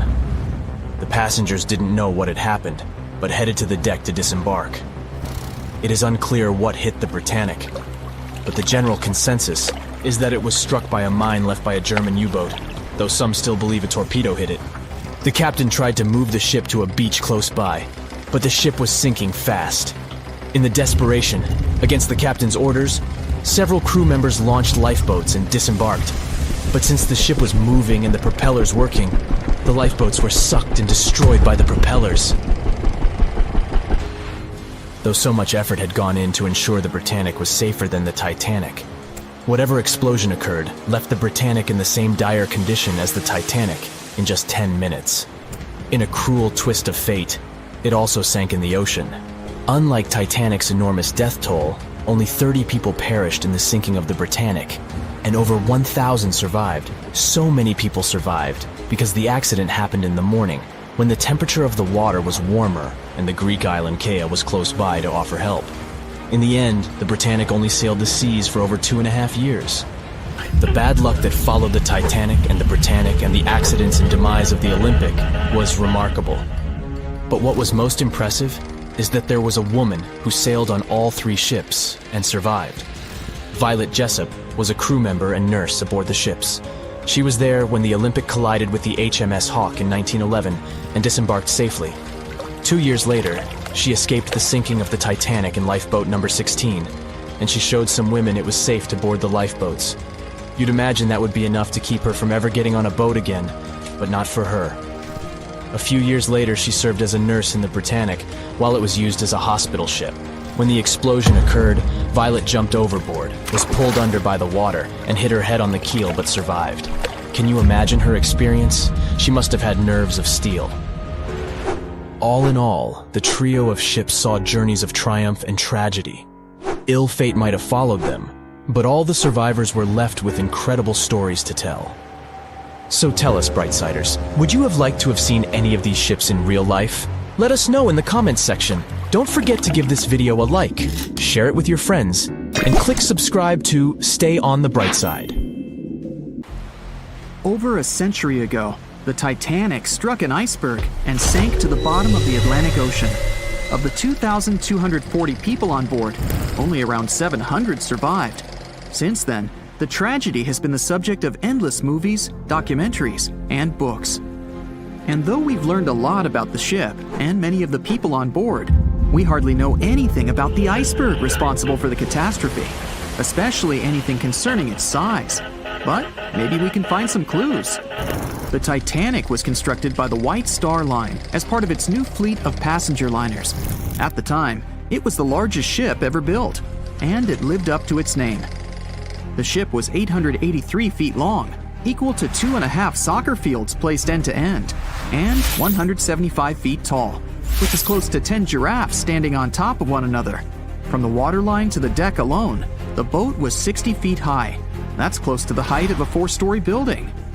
The Titanic was big enough to have veranda cafes, a restaurant, a reading and writing room, a Turkish bath, a gym, and squash courts. There was even space for a swimming pool. The liner could carry a total of 3,300 people, including 2,435 passengers and 900 crew members. Although luxury was important, safety was paramount. The Titanic had been designed to have 16 watertight compartments below its deck. If the ship's hull was somehow compromised in an accident, up to 4 of these compartments could take on the water, while the remaining 12 would keep the ship afloat. Philip Franklin, vice president of the White Star Line, said this was what made the ship truly remarkable. It's believed that the man said, "There is no danger the Titanic will sink. The boat is unsinkable, and nothing but inconvenience will be suffered by the passengers." He was so very wrong. The ship left England for its first and last voyage on April 10, 1912. And all it took was a single iceberg to bring that mighty vessel down. Icebergs are fascinating. They are formed during a process called calving, when large chunks of freshwater ice break free from glaciers and float away into open water. They eventually melt away and disappear. In the northern hemisphere, The majority of these icebergs come from Greenland. In the south, they come from Antarctica. What you see on top of the water is only a small portion of an iceberg. This is just the tip. Most of it, up to 90%, is hidden under the water. Only when you examine pictures of the entire thing can you truly appreciate how massive icebergs are. It's the part of the iceberg you can't see that is often the most dangerous. Beneath the waves, it can have jagged edges in random places. A ship can easily get too close without realizing it, resulting in serious damage to the bottom of the boat. And it's not just big icebergs you have to watch out for. Smaller ones, which are more difficult to spot, can prove to be just as dangerous. A growler, for example, is under 7 feet long, with just a bit more than 3 feet showing above the water. And a slightly larger bergy bit is less than 15 feet in size. The dangers of icebergs were well known when the Titanic set sail. In 1901, the Islander was traveling through the inside passage to Alaska. It collided with an iceberg and sank immediately. Luckily, 138 of the 178 people on board made it to safety. Back then, there wasn't any special equipment for detecting icebergs. The best tool was your eyes. From a special vantage point above the ship called the crow's nest, 2 members of the crew had to stare out over the ocean and watch for potential hazards. The crow's nest was located at the front of the ship, 49 feet above the deck. It was attached to the mast. From this height, a person had a good view of the ocean. If they saw anything suspicious, they could ring a large bell to sound the alarm. After that, they could call from a special telephone to warn the captain of any danger.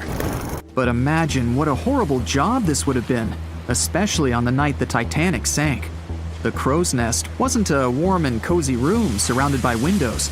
Instead, it was a large open tub exposed to the elements. On April 14, 1912, the air temperature was around 39 degrees Fahrenheit, which is close to freezing. With the ship moving at about 23 knots, more than 26 miles per hour, the sailors must have felt that frigid cold air pressing against any exposed skin.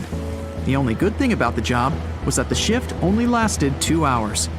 Frederick Fleet was the sailor who actually spotted the iceberg that sank the Titanic. He was up in the crow's nest, working with Reginald Lee at the time. Fleet kept track of the left side of the ship, while Lee scanned the right. It was 10 p.m. when the 2 men started their shift. They had already been warned about the possibility of ice. But when you're cold and it's dark, it might feel like an impossible task. Even worse, the 2 men didn't even have binoculars to make the job any easier. Fleet would later insist that having binoculars would have prevented the tragedy.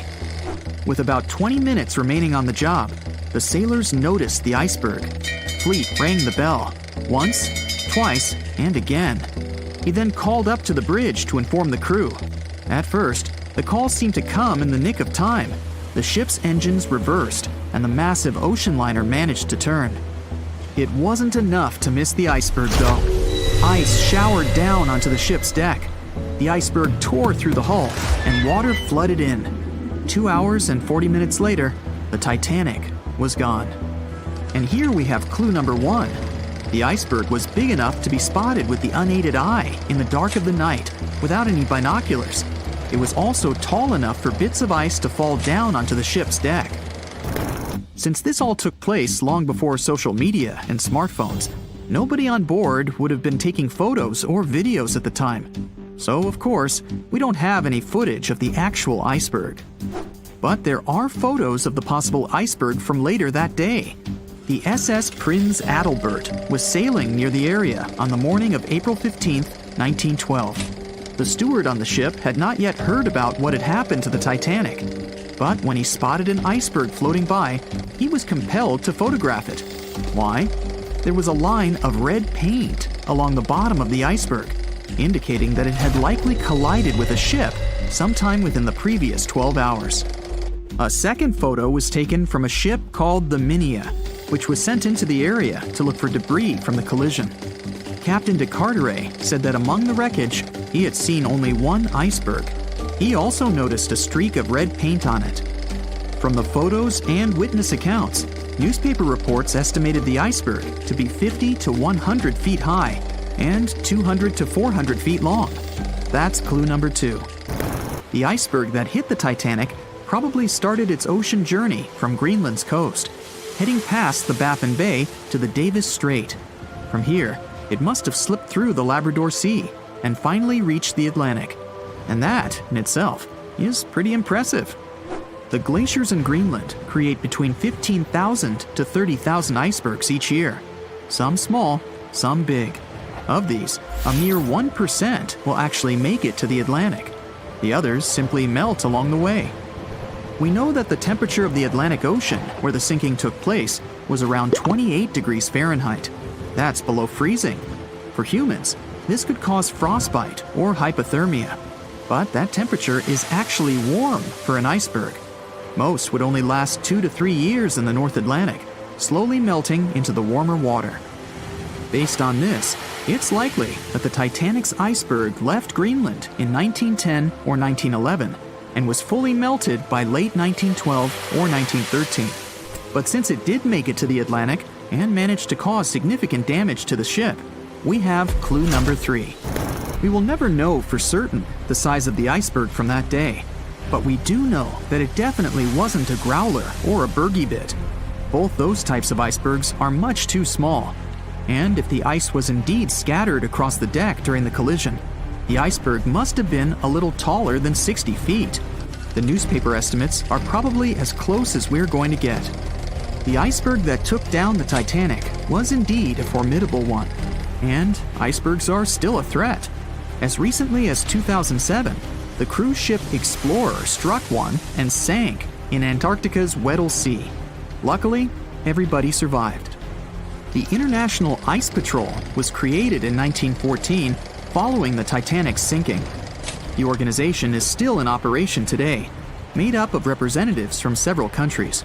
Using airplanes and radar, the patrol locates and tracks larger icebergs, making the information available to anyone who needs it and preventing more ocean tragedies in the process. The year was 1854, and the SS Arctic, the fastest passenger liner of its time, set out to cross the Atlantic. As it sailed through the misty veil, it slowly disappeared into the unknown. The Collins Line, an American shipping company, was started in 1818 and only began seriously trading in the transatlantic by 1835. Its steamships crossed the Atlantic from Liverpool to New York within just 10 days. Doesn't sound like a great speed today, I know, but back then, the same thing took other ships several weeks. Light on the water with their wooden hulls, powering through with a strong steam engine, those steamships were the favorite choice for many high-profile people. What could go wrong with such an advanced ship, they thought. This reminds me of some other ship everyone believed to be unsinkable. But anyway, back to the Collins Line. It grew to be a serious contender on transatlantic routes, with only one other competitor, the Cunard's Line. It was a British company also aiming to be the main force through the Arctic Passage. In 1835, the company received a new ship that traveled to Liverpool and came back to New York with the largest cargo ever at that time. From then, the Collins Line was steadily growing. It seemed like there would only be future successes for it. Unfortunately, their lavish ships became costly to run with the amount of coal used. Massive power along with weak wooden hulls meant they needed many repairs after each voyage. So, every trip ended up being expensive. But since the ships were safe and had a great reputation, people were willing to pay the price, and the company was definitely not in crisis. They had achieved something no one had managed to do before them. Like I told you, their ships crossed the Atlantic in a whopping 10 days, and Edward Collins, the owner, was very determined to maintain the pace. Their 5 ships easily outran the Cunard's Line of only 3. With this great praise, it provided more attention. Though the Cunard's ships were slower with their iron hulls, they believed there was still profit, regardless of how slowly they sailed. Among Collins' ships, the Arctic, the third of them to be launched, was the largest, reaching 284 feet long, with 2 side-lever steam engines. each with 1,000 horsepower. The paddle wheels made 16 revolutions a minute when at full speed. At the time of its launch, the press called it the most stupendous vessel ever constructed in the United States. But glamour and fame couldn't avoid what would come next. On the 27th of September, the Arctic was on its journey from Liverpool to New York, continuing a speed pace through the thick fog. It's possible that by that moment, after 4 years of record-breaking trips, the crew became overconfident with their sailing and the ship. Going only 50 miles from Newfoundland, they carelessly continued through the fog with no radio contact, sonar, or any other form of identifying objects, equipped only with Morse code. A smaller ship, the SS Vesta, which operated as a fishing vessel, often worked around Newfoundland.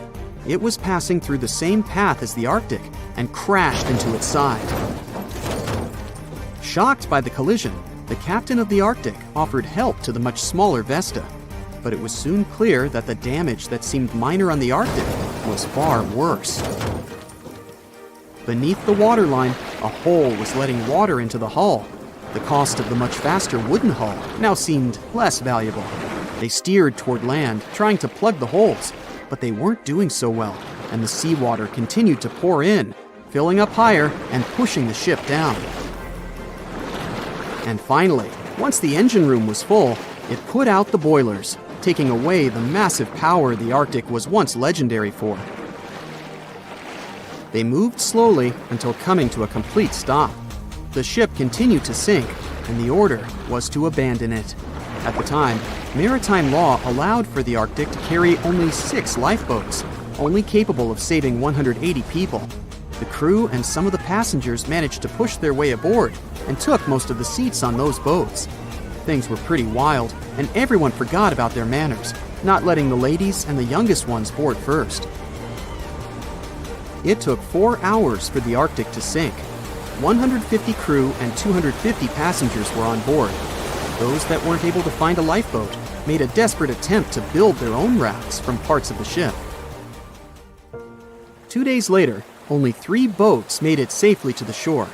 The other 3 were never found. Believe it or not, the rescue party also saved some people that had been clinging to the wreckage for 2 days. Unlike the crew, the captain went down with the Arctic, but amazingly survived. He would be only one of 85 people that made it, out of the 400 on board. When the news arrived 2 weeks later, the public responded with great sadness to the losses. Great anger soon followed towards the poor safety measures in the crew. The press published demands to change the laws for more lifeboats. It only made sense to have enough for every person on board a ship. But they ignored those requests. This neglect would lead to more disasters in the future. Enough lifeboats would only come into maritime law some 60 years later, after the disaster of the Titanic. Edward Cullen's wife and 2 children were also aboard the ship and didn't return. He was heartbroken, but didn't stop running his business. The Collins line still had a reputation to uphold, the biggest, fastest, and most luxurious on the Atlantic. Edward Collins would now build an even better ship than any other. It was named the Adriatic, and it was the largest ship in the world, 354 feet long. With 2 alternating steam engines that had never been built of this size. These steam engines at the time were at the height of engineering, though today you can only see them in models and toys. With the new addition of 2 masts, the Adriatic would also be able to sail if needed. Luckily, they made some lessons from the disaster of the Arctic. But before their new ship, the Adriatic, was built, another disaster had occurred. The sister ship of the Arctic had also sunk. They believe this second ship was desperate to stay in front of the Cunard's line and hit an iceberg somewhere during the race. This weird contest took the lives of 141 people. The desperation of Collins and his weakly built hulls pushed the company towards bankruptcy in 1858. The newly built Adriatic, costing over $1 million, had only made 1 voyage in the end. And even that voyage was considered a disaster. The ship collided with a tugboat. It still managed to finish its maiden voyage at a suitable time. After the company had gone bankrupt, they had to sell the ship for only $50,000. They removed the great giant engines, replacing them with only sails. Although it was once the greatest ship on the high seas, it was only 30 years later until it was abandoned, labeled irreparable, and anchored in a river. The other remaining ships were also sold and only used for parts. Edward Collins left the industry altogether, seeking work on dry land instead. As the Collins line was no longer in the mix, the Cunards would grow in strength.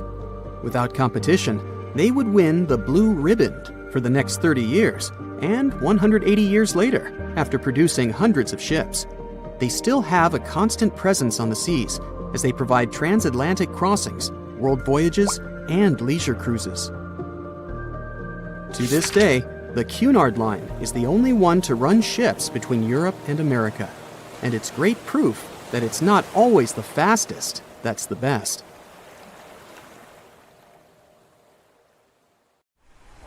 Back when it was built, the Titanic was one of the largest and most luxurious passenger ships, with high-class features like a grand staircase, a swimming pool, and a gymnasium.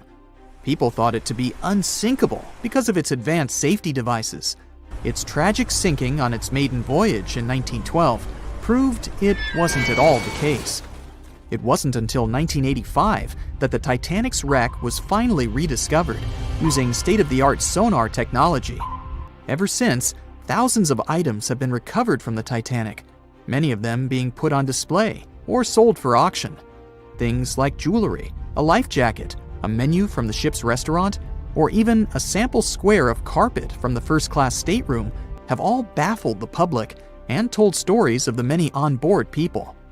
Scientists have even tried to come up with strategies to get the Titanic back up, not because they want to put it up for display, but so it can be properly studied, and more importantly, to stop it from getting more and more damaged at the bottom of the ocean. Some have suggested filling the wreck with ping-pong balls to make it float, while others even considered injecting it with 198,000 tons of Vaseline. Another creative solution was proposed, the idea of using a giant claw or scoop to lift the Titanic. Nobody came up with this device. Using 500,000 tons of liquid nitrogen to trap it in an iceberg that would float to the surface was also considered, but all these potential strategies had to be eventually let go, since the Titanic is way too fragile to ever be recovered. As the Titanic's iconic bow railings are in danger of collapsing, metal-eating bacteria continue to chew away at the ocean liner's wreckage. An undersea exploration company plans to gather data about the ship's deterioration in annual expeditions. They hope this will help them learn more about the Titanic, and also more about the ecosystem that shipwrecks create. The over 100-year-old ocean liner is also being damaged by deep-sea currents daily. Some experts predict that the ship could disappear in a few decades due to holes in its hull. The deck that passengers crowded on as the ship sank has caved in. The gymnasium near the grand staircase has also fallen in, and a 2019 expedition found that the captain's bathtub, which became visible after the outer wall of the captain's cabin fell away, is no longer there. Those annual expeditions also gather data about the creatures living at the site, including crabs and corals. Surprisingly, many species have only been seen there at the Titanic wreck, so scientists are curious to find out more about them. The most famous out of all these creatures is the Halomonas titanicae. It's a bacteria, and it was discovered on the wreckage of the Titanic. What's interesting about this creature is that it's able to thrive in extremely salty environments. It's also been resistant to several antibiotics, unlike other types of bacteria. It's probably because of this superbacteria that the deterioration of the ship's iron hull happened so fast. The expedition will also look at the debris field and its artifacts. On the site, there are still traces of little personal items like clothes and luggage. One of the most interesting stories about Titanic artifacts is that of the passengers' shoes. Most of the Titanic items that have been lost at sea deteriorated or disappeared completely. But not the shoes. They seem to be able to resist the harsh conditions. On top of that, the leather in most shoes is perfectly preserved, probably because of tannin, a substance used in the tanning process of leather. It helped the shoes resist the damaging bacteria found underwater. All this exploring might have gotten you all excited. If that's the case, I have some good news to share. You might even be able to join the expeditions. To personally explore the Titanic, you have to plan ahead and apply to be a mission specialist with OceanGate, the company responsible for the journey. However, this experience does come with a high price tag of $250,000. Despite the cost, this once-in-a-lifetime experience is in high demand because of the limited spots available. If you can afford the exploration, you will have the chance to collaborate with renowned specialists in marine biology, oceanography, the Titanic, DNA, and the deep ocean.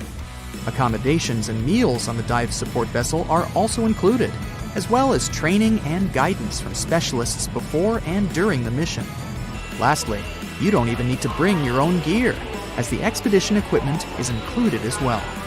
Sure, ships have evolved and modernized over the years, and these days we have technology that is way better than that available on the Titanic.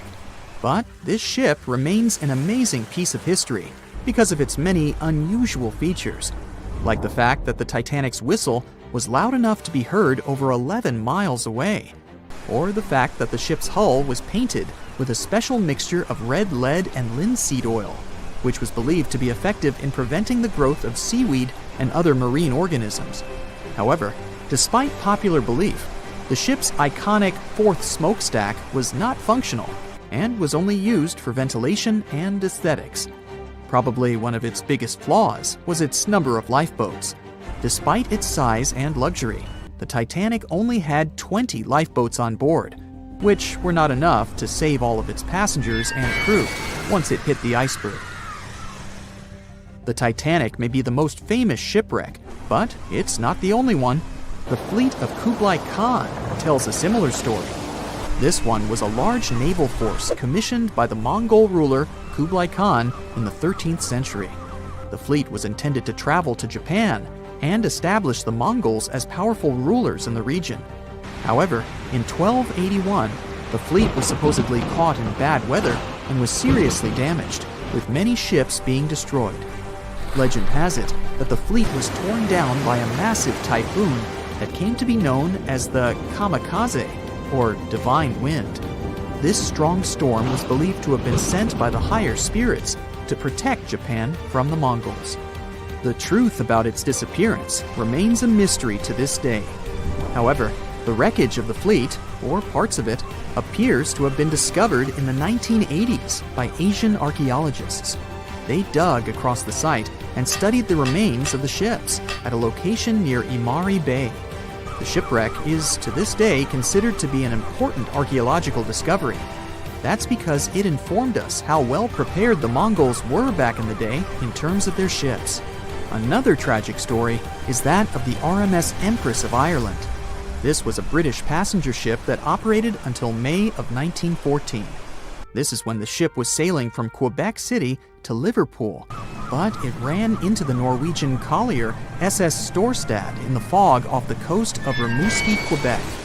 The collision caused a large hole in the side of the Empress of Ireland, and the ship began to quickly take on water and sink. The crew and passengers were caught off guard, and many were unable to evacuate in time. In total, 1,012 people were lost in the disaster, making it one of the worst maritime collisions in Canadian history. Rescue efforts were hampered by poor visibility and the fact that many of the lifeboats were damaged or unusable. Only 465 people survived the sinking, and many of them were rescued by the Storstad, which had remained in the area despite its damage. The sinking of the Empress of Ireland was a national tragedy in Canada, and it led to changes in maritime safety regulations and the establishment of a Coast Guard. The ship still lies at the bottom of the St. Lawrence River, where it has become a popular dive site for enthusiasts.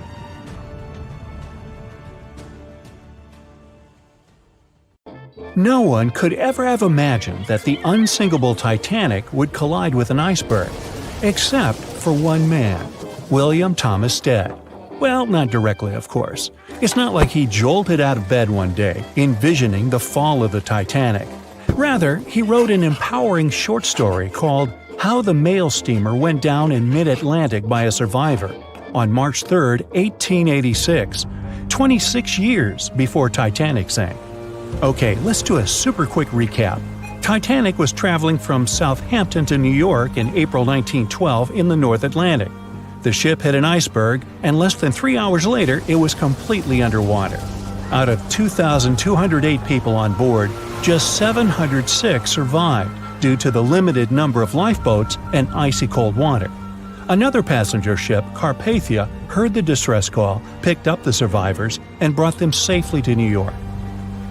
The short story William Stead wrote was about Thomas, a British sailor, who got on a passenger liner bound for the U.S. At one point, the protagonist realized there weren't enough lifeboats for everyone on board the ship in case something happened. A couple of days later, heavy fog covered everything in sight. Luck was not on the liner's side, and it collided with a stray ship, just like Titanic struck an iceberg. Only 200 out of the 916 people made it safely to the U.S. The main character managed to survive by jumping into the water and climbing into one of the lifeboats. Now, you'd think that the story riled up everyone in the industry to add extra lifeboats on ships. But sadly, it received very little attention when it was published. Even more tragically, William Thomas Stead was on Titanic when it sank, and he didn't make it.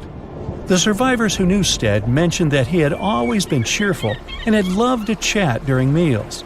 He complimented the ship's design and how sturdy it was. Witnesses also talked about how he had been helpful when the ship had been sinking, having given his life jacket to someone else. He was a journalist by profession and was on his way to New York for a ceremony. One of his most important contributions to modern journalism was the use of illustrations in every newspaper article. He also introduced newspaper interviews, and they're still used to this day along with illustrations. But this story wasn't the only published work that predicted the disaster. Morgan Robertson was an author and former ship captain who wrote short stories and novels. His most notable novella is The Wreck of the Titan. It's also known as Futility. The book was written in 1898, 14 years before Titanic. It was a fictional story about the Titan, an ocean liner similar to Titanic, which was crossing the North Atlantic. It's also a coincidence that Titan was just as fast as Titanic and shared many other similarities, like size and design. The book described it as unsinkable and the largest ship to hit the ocean at the time. That's what they said about Titanic, too. Another eerie similarity was the limited number of lifeboats it had. The story took place in April, and that's when Titanic set off on its journey and hit the iceberg. The Titan story also mentioned that barely anyone had survived that horrible accident. Unlike Stead's story, the protagonist of Robertson took a different path. The Titan sinking happened somewhere halfway through the book, so after the accident, the main character went on with his life. The book was brought back into the spotlight after the Titanic disaster. How could someone describe the events that took place almost a decade later so accurately? Many started to believe Robertson could see the future. But the reality was that Robertson knew his way around a ship. It was easy for him to write down the nitty-gritty of things without doing more research. Realistically, one of the biggest threats for ships at that time was hitting an iceberg or colliding with other ships. The next story sounds somewhat mysterious. Once, Alex Mackenzie heard a voice that warned him not to board Titanic. But when he turned around, there was nobody there. As he continued walking, the voice spoke to him again, but this time it was louder and more distinct. He took the warning seriously and decided to cancel the trip and go back to Glasgow, Scotland, his hometown. His grandparents weren't too happy to find him back home instead of on Titanic.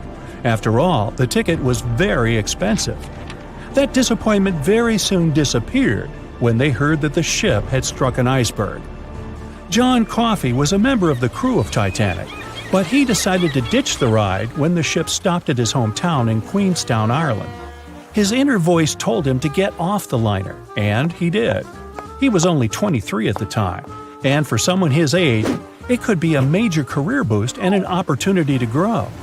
Despite the horrible tragedy, the guy signed to work with the RMS Mauritania just months after the Titanic sinking. Talk about commitment. Some added info was revealed about what may have contributed to the fall of Titanic. The constructors insisted that the ship was unsinkable, but many people later theorized that the vessel's steel plates had been too frail for the freezing Atlantic water. It may have caused the rivets to pop, allowing ocean water to seep inside.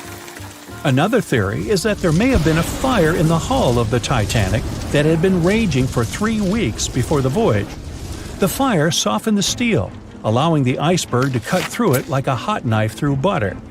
Some pictures before the ship set off on its journey show black marks on the hull, which could have been caused by fire. Either way, the iceberg would have caused significant damage in any case, no matter if there was a fire or not.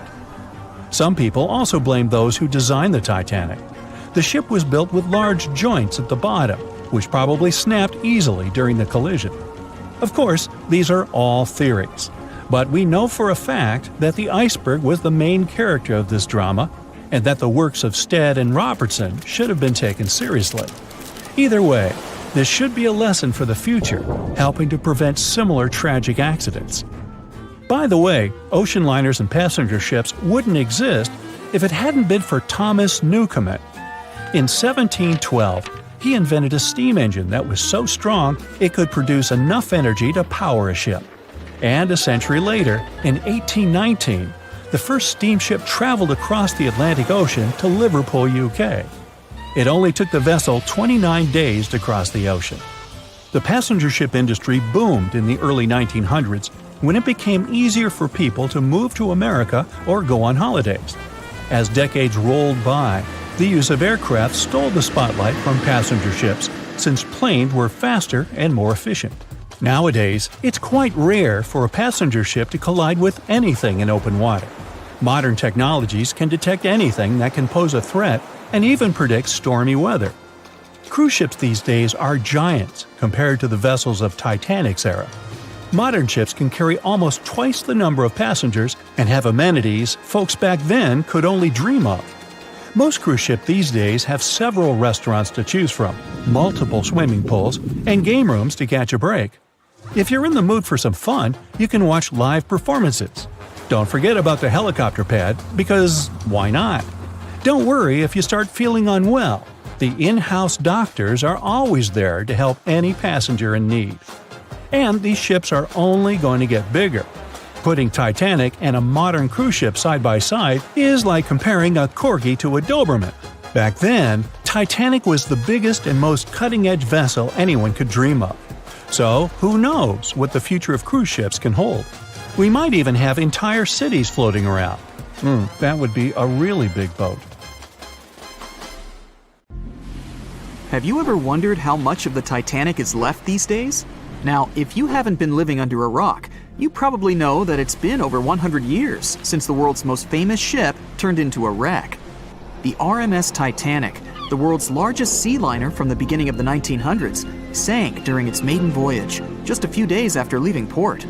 The ship struck an iceberg on April 14, 1912, taking down over 1,500 passengers of more than 2,200 who were on board the liner at that time. As shocking as this may sound, the Titanic took over 3 years to be built and only 3 hours to sink. And if it were today, the ship would have cost over $210 million to be made. It was last seen on the surface of the Atlantic at 2:20 a.m., and for many decades, that was the last time people saw it. It wasn't until 1985 that the whereabouts of the ship were discovered by oceanographer Robert Ballard, and some parts of the Titanic became visible once again. One of the first discoveries made by Ballard's expedition was that the ship was indeed torn in half before sinking. The early exploratory missions to the part of the ocean floor where the Titanic now lies could only see the hull and the deck of the ship. According to Ballard, the main purpose of these missions was to understand how to preserve the ruins from deteriorating. Another goal was to recover the huge number of personal items scattered along the seabed. The explorer later said the view down there was as shocking as it was emotional. In the field of debris around the wreck, the oceanographer discovered plenty of small objects and personal belongings, many of which he brought back to the surface. There were shoes, some fancier than others. There were pieces of clothing that belonged to crew members. And there were huge propellers. If on the surface they gleamed and shined, on the ocean floor they were embedded and devoured by sand. Ballard pointed out that the area where kitchenware was scattered measured more than a mile in length. There were enough plates, pots, and pans to fill up an entire industrial kitchen. For the first time ever, 3D animation footage reveals exciting images. The simulations show the Titanic's evolution from when she first set sail in 1912 until the state of her ruins today. But simulations weren't enough for deep-sea explorer James Cameron, who envisioned traveling to the heart of the wreck for the first time ever in the history of the ship. Yep, the same James Cameron who happens to be the director of a very famous movie about the ship. He has now dived 33 times to visit the wreck of the Titanic. Here's some fun trivia for you. The director says that his true passion has always been the ocean, and that ever since he was a kid, he wanted to study the sea. Directing, let's say, just happened to be his day job. And when the possibility of directing Titanic appeared, he said yes, just so that he could go and check out the ruins of the ship in real life. Now back to the wreck. According to James Cameron, it wasn't enough for researchers to access only the exterior of the ship. They needed to go inside, analyze and photograph what was left of the pompous interiors of the world's once biggest sea liner. Cameron piloted an innovative robot vehicle equipped with cameras. It helped the man to reveal spaces in the Titanic that no one had ever seen before since the ship touched the bottom. Turkish baths, for instance, still had their tiled walls standing up almost in all their entirety. These baths were exclusively for first-class passengers. They were located right next to the swimming bath and the third-class dining room, and were designed in the Moorish style. People resting there could get heating blankets and ask waiters to bring them anything they needed. If the pictures from before the disaster were astonishing, they carry a different kind of wow factor now, when everything you see in them is hidden underneath the surface of the water. Another shocking discovery was the ship's mast. If we look at the Titanic in its pre-sinking glory, the mast calls much of one's attention. Located on the bow of the huge ship, the mast held together the transmission cables for the Marconi system, a system of wireless telegraphy. That's also where the British merchant flag the Titanic flew was located. The mast stood at the height of a bit more than 100 feet and was equipped with a crow's nest. Nowadays, the mast is unrecognizable. Attacked by corrosion, it collapsed. The crow's nest broke apart too. Now we can see why the modern-day Titanic is a real treasure for deep-sea explorers. But as the wreck of the ship lies at an approximate depth of 12,500 feet, sunlight is non-existent there. So, piloted missions depend on high-end technological equipment to survey the area. Why do you think the Titanic went missing from the public eye for over 70 years? Well, because at that time, technology wasn't advanced enough for people to go down there, as well as bring back good footage of the wreck. Filmmakers were the ones who drove this technology to its advance by trying to film underwater. They began by building boxes to put their cameras inside. And now, deep-sea photography is highly advanced and allows us to marvel at the awesomeness of underwater life. Of course, taking pictures under the sea is no easy feat. For one thing, to withstand that crazy underwater pressure, submarines need to be really strong and have thick walls, no thinner than 11 inches. Plus, explorers need to understand how to film and photograph when there's almost no light around. There was another thing that made documenting the Titanic even more difficult. When the wreck of the ship was rediscovered by scientists, it was covered with red-colored rusty bacteria that made it even harder to take good pictures. As it happens, the color red does not reflect well underwater, which is unfortunate for photographers. For this reason, human-operated vehicles that go down to tour the ruins are equipped with powerful lighting devices. When you see some parts of the ship from afar, they look as if reddish-brown wax has been dripping all over the Titanic's ruins. But in reality, these icicle-shaped structures are colonies of microorganisms. When the ship sank, it brought down with it an enormous amount of bacteria that hadn't existed at the bottom of the ocean before. But now, These bacteria, together with the extreme conditions at the bottom of the ocean, have turned into a disastrous combination for the ruins of the ship. These red colonies of microorganisms actually feed off of iron and steel, which is basically all that is left of the Titanic. One kind of those microorganisms are bacteria called Halomonas titanicae. They can eat up to 220 pounds of iron per day. This makes the Titanic a colossal food source for them. There have been lots of speculations regarding the life expectancy of the ship's wreck after researchers discovered this bizarre rust. But according to Cameron and his research team, the Titanic isn't going to disintegrate anytime soon. In one of the latest expeditions down to the wreck, a piloted vehicle was funded to identify specifically one stateroom. It belonged to a very important passenger, Sir Benjamin Guggenheim. Yes, just like the museum. Guggenheim was the son of a mining magnate and a member of the elite group that boarded the transatlantic journey of the Titanic. Born in Philadelphia, Guggenheim was traveling back home to the US. But, as we all know, he never made it to his final destination. For the price that ranged from 400 to 800 pounds back in 1912, the equivalent of 84,000 pounds nowadays, one could book accommodation that was called a stateroom. Staterooms on the Titanic were the most luxurious kind of first-class rooms. They were located on the B or C decks and were decorated in more than 11 different styles, ranging from Jacobean, Georgian, Italian Renaissance, and the list goes on. These rooms were filled with carved paneling and marquetry made from exotic and rare kinds of wood, such as mahogany, oak, and so on. Guggenheim occupied one of these luxurious rooms, and 100 years later, one of his descendants funded an entire mission just to locate the precise stateroom the man stayed in. This expedition turned into a documentary for National Geographic, and they did manage to identify which stateroom was Guggenheim's, so kudos for them. When the Titanic began its fateful voyage, it weighed about 52,000 tons.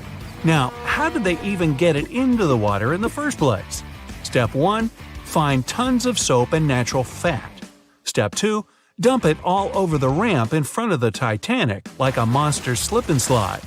They even put grease all over the outside of the ship to make sure it didn't get scratched, dented, or even rip open.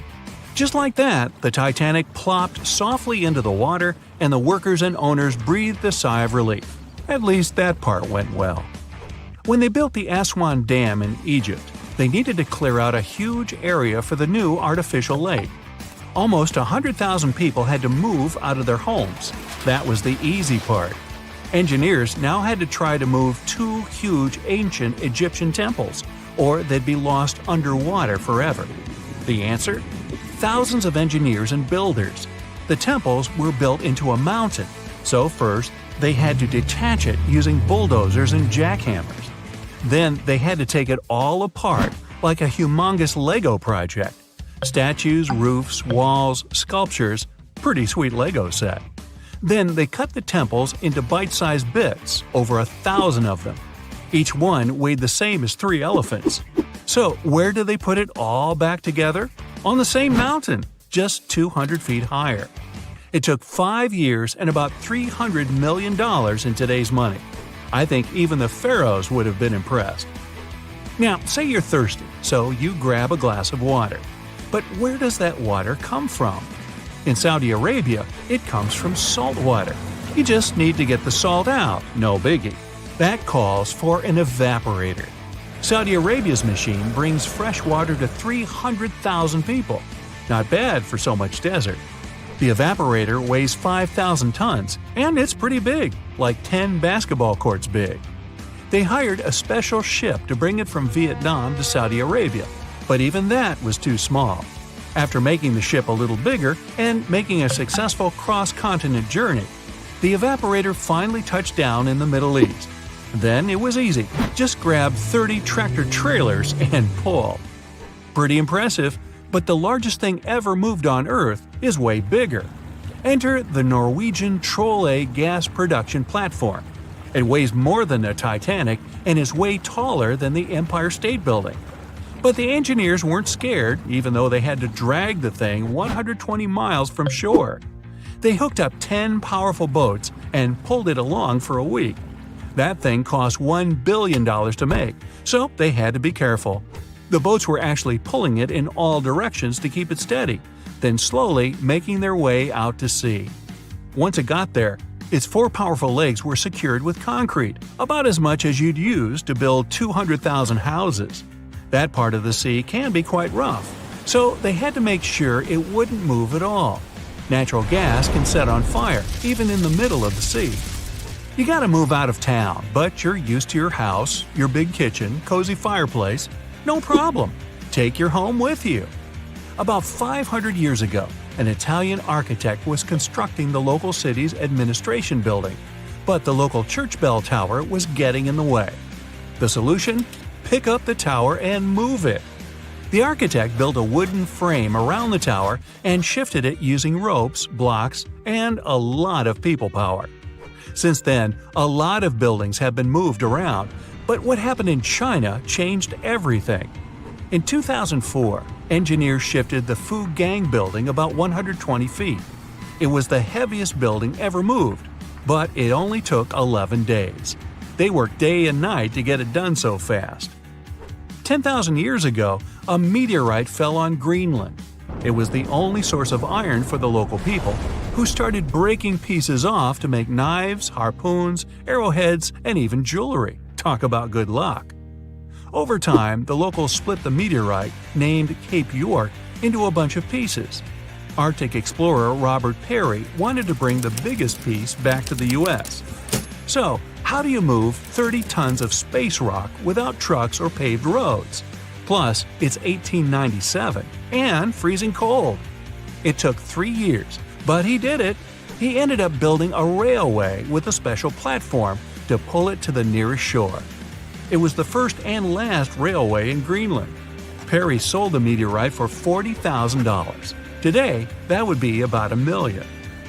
In 2012, artist Michael Heiser erected a 340-ton boulder over the entrance to the LA County Museum of Art. It was called Levitating Mass. Installing it was easy. Getting it there, not so much. They had to use a 290-foot trailer and 6 different trucks. They only drove at night 100 miles through 22 cities. The most insane part, it ended up costing $10 million. The Swedish ship Vasa, built about 400 years ago, was almost a celebrity. People were amazed by its size, beautiful decoration, and gold sculptures. First time out to sea, it sank. Why? A gust of wind. Oops. Anyway, about 80 years ago, they decided to pull it out. One plan was to fill it with ping pong balls and freeze it in a block of ice. But instead, they just tied some ropes around it and used 18 lifts to drag it along the seabed to a shallow area. From there, it was pretty easy to lift it out. It was mostly made of wood, not much metal. The ship survived quite well because of the cold seawater and even floated by itself. The shuttle Endeavour flew 25 missions into space, and in 2012, NASA decided it deserved a break. Its retirement home would be the California Science Center. The massive shuttle was loaded onto trailers and driven through LA at the amazing speed of 2 miles per hour. It was the first and probably last time that a spaceship would drive through a big city. They had to clear a pretty big path and ended up chopping down a lot of pesky things like lampposts, traffic lights, power lines, even over 400 trees. But don't worry, they raised a lot of money from the whole thing, enough to plant over 800 new trees. The Statue of Liberty wasn't built in the USA. It was built in France. After 9 years of hard work and a serious amount of copper and iron, she was ready to be given to the United States as a token of friendship. Sending it by mail would take way too much bubble wrap, so they decided to ship it instead. The statue was cut into 350 pieces, loaded into crates, and shipped over to New York. It took them 4 months to assemble all the pieces back together. Talk about Humpty Dumpty. Meet Bagger 288, a self-propelled excavator and the largest land transport on the planet. This beast can shift thousands of cars worth of dirt a day. It finished work in one quarry and had to move on to another. Taking it apart, shipping it, and putting it back together would have been ridiculous.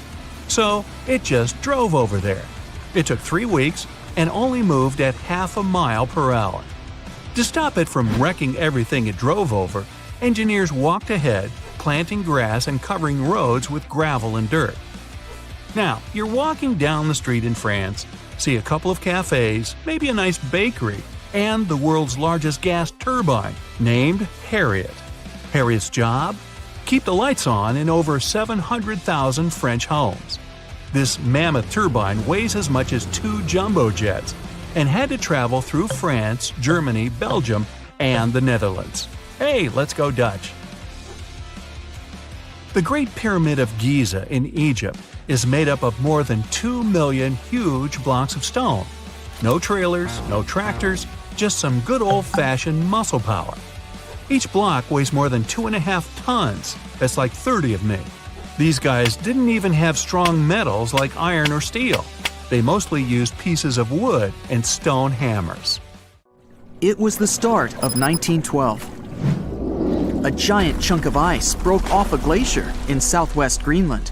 The ice was made up of snow that had fallen thousands of years before the event, perhaps as far back as when mammoths still roamed the earth. The iceberg started its journey. It was a huge thing, more than 1,700 feet long and weighing over 75 million tons. It was also a very peaceful chunk of ice. It steered clear of ships and busy transport routes. And then, it somehow floated much further south than other bergs did. Our iceberg was lucky. Others melt long before they get to these low latitudes. Out of up to 30,000 icebergs that drift away from Greenland's glaciers, only 1% ever make it all the way to the Atlantic.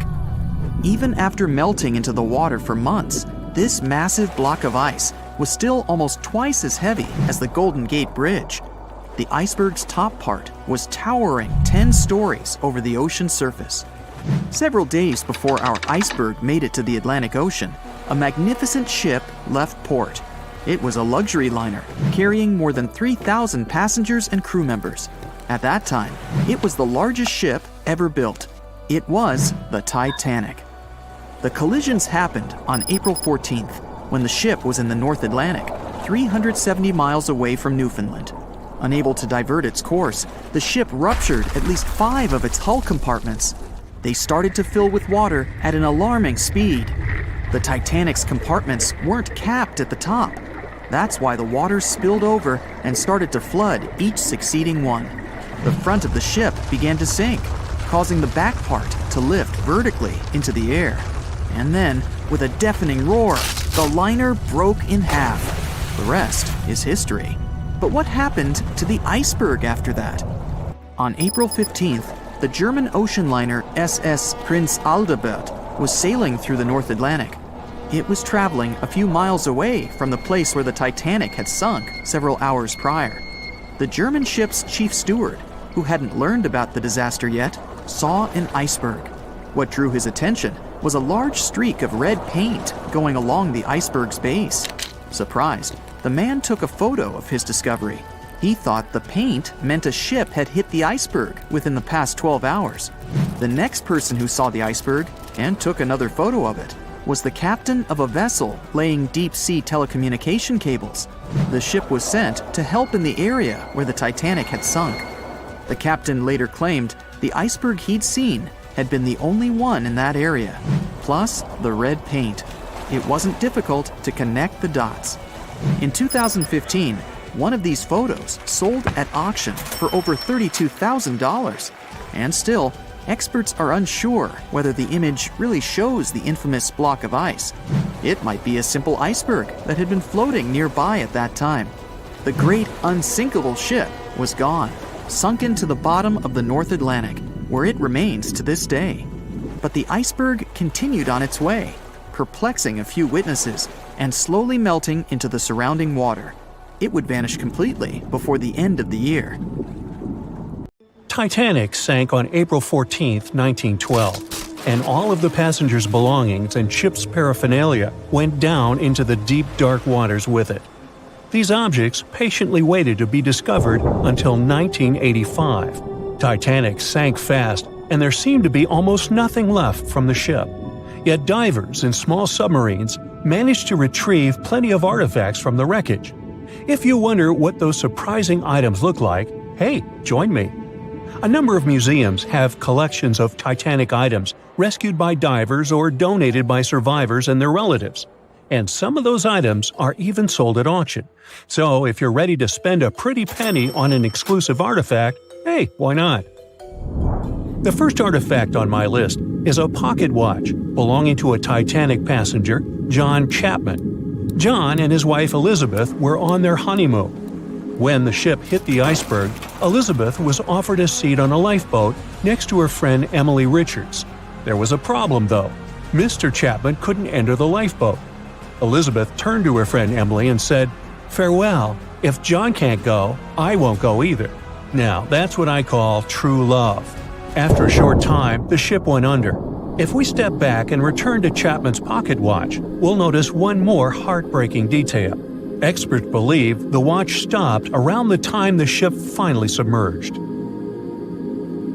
Do you remember the iconic scene in the Titanic movie where the ship's band continued to play while the ship was sinking?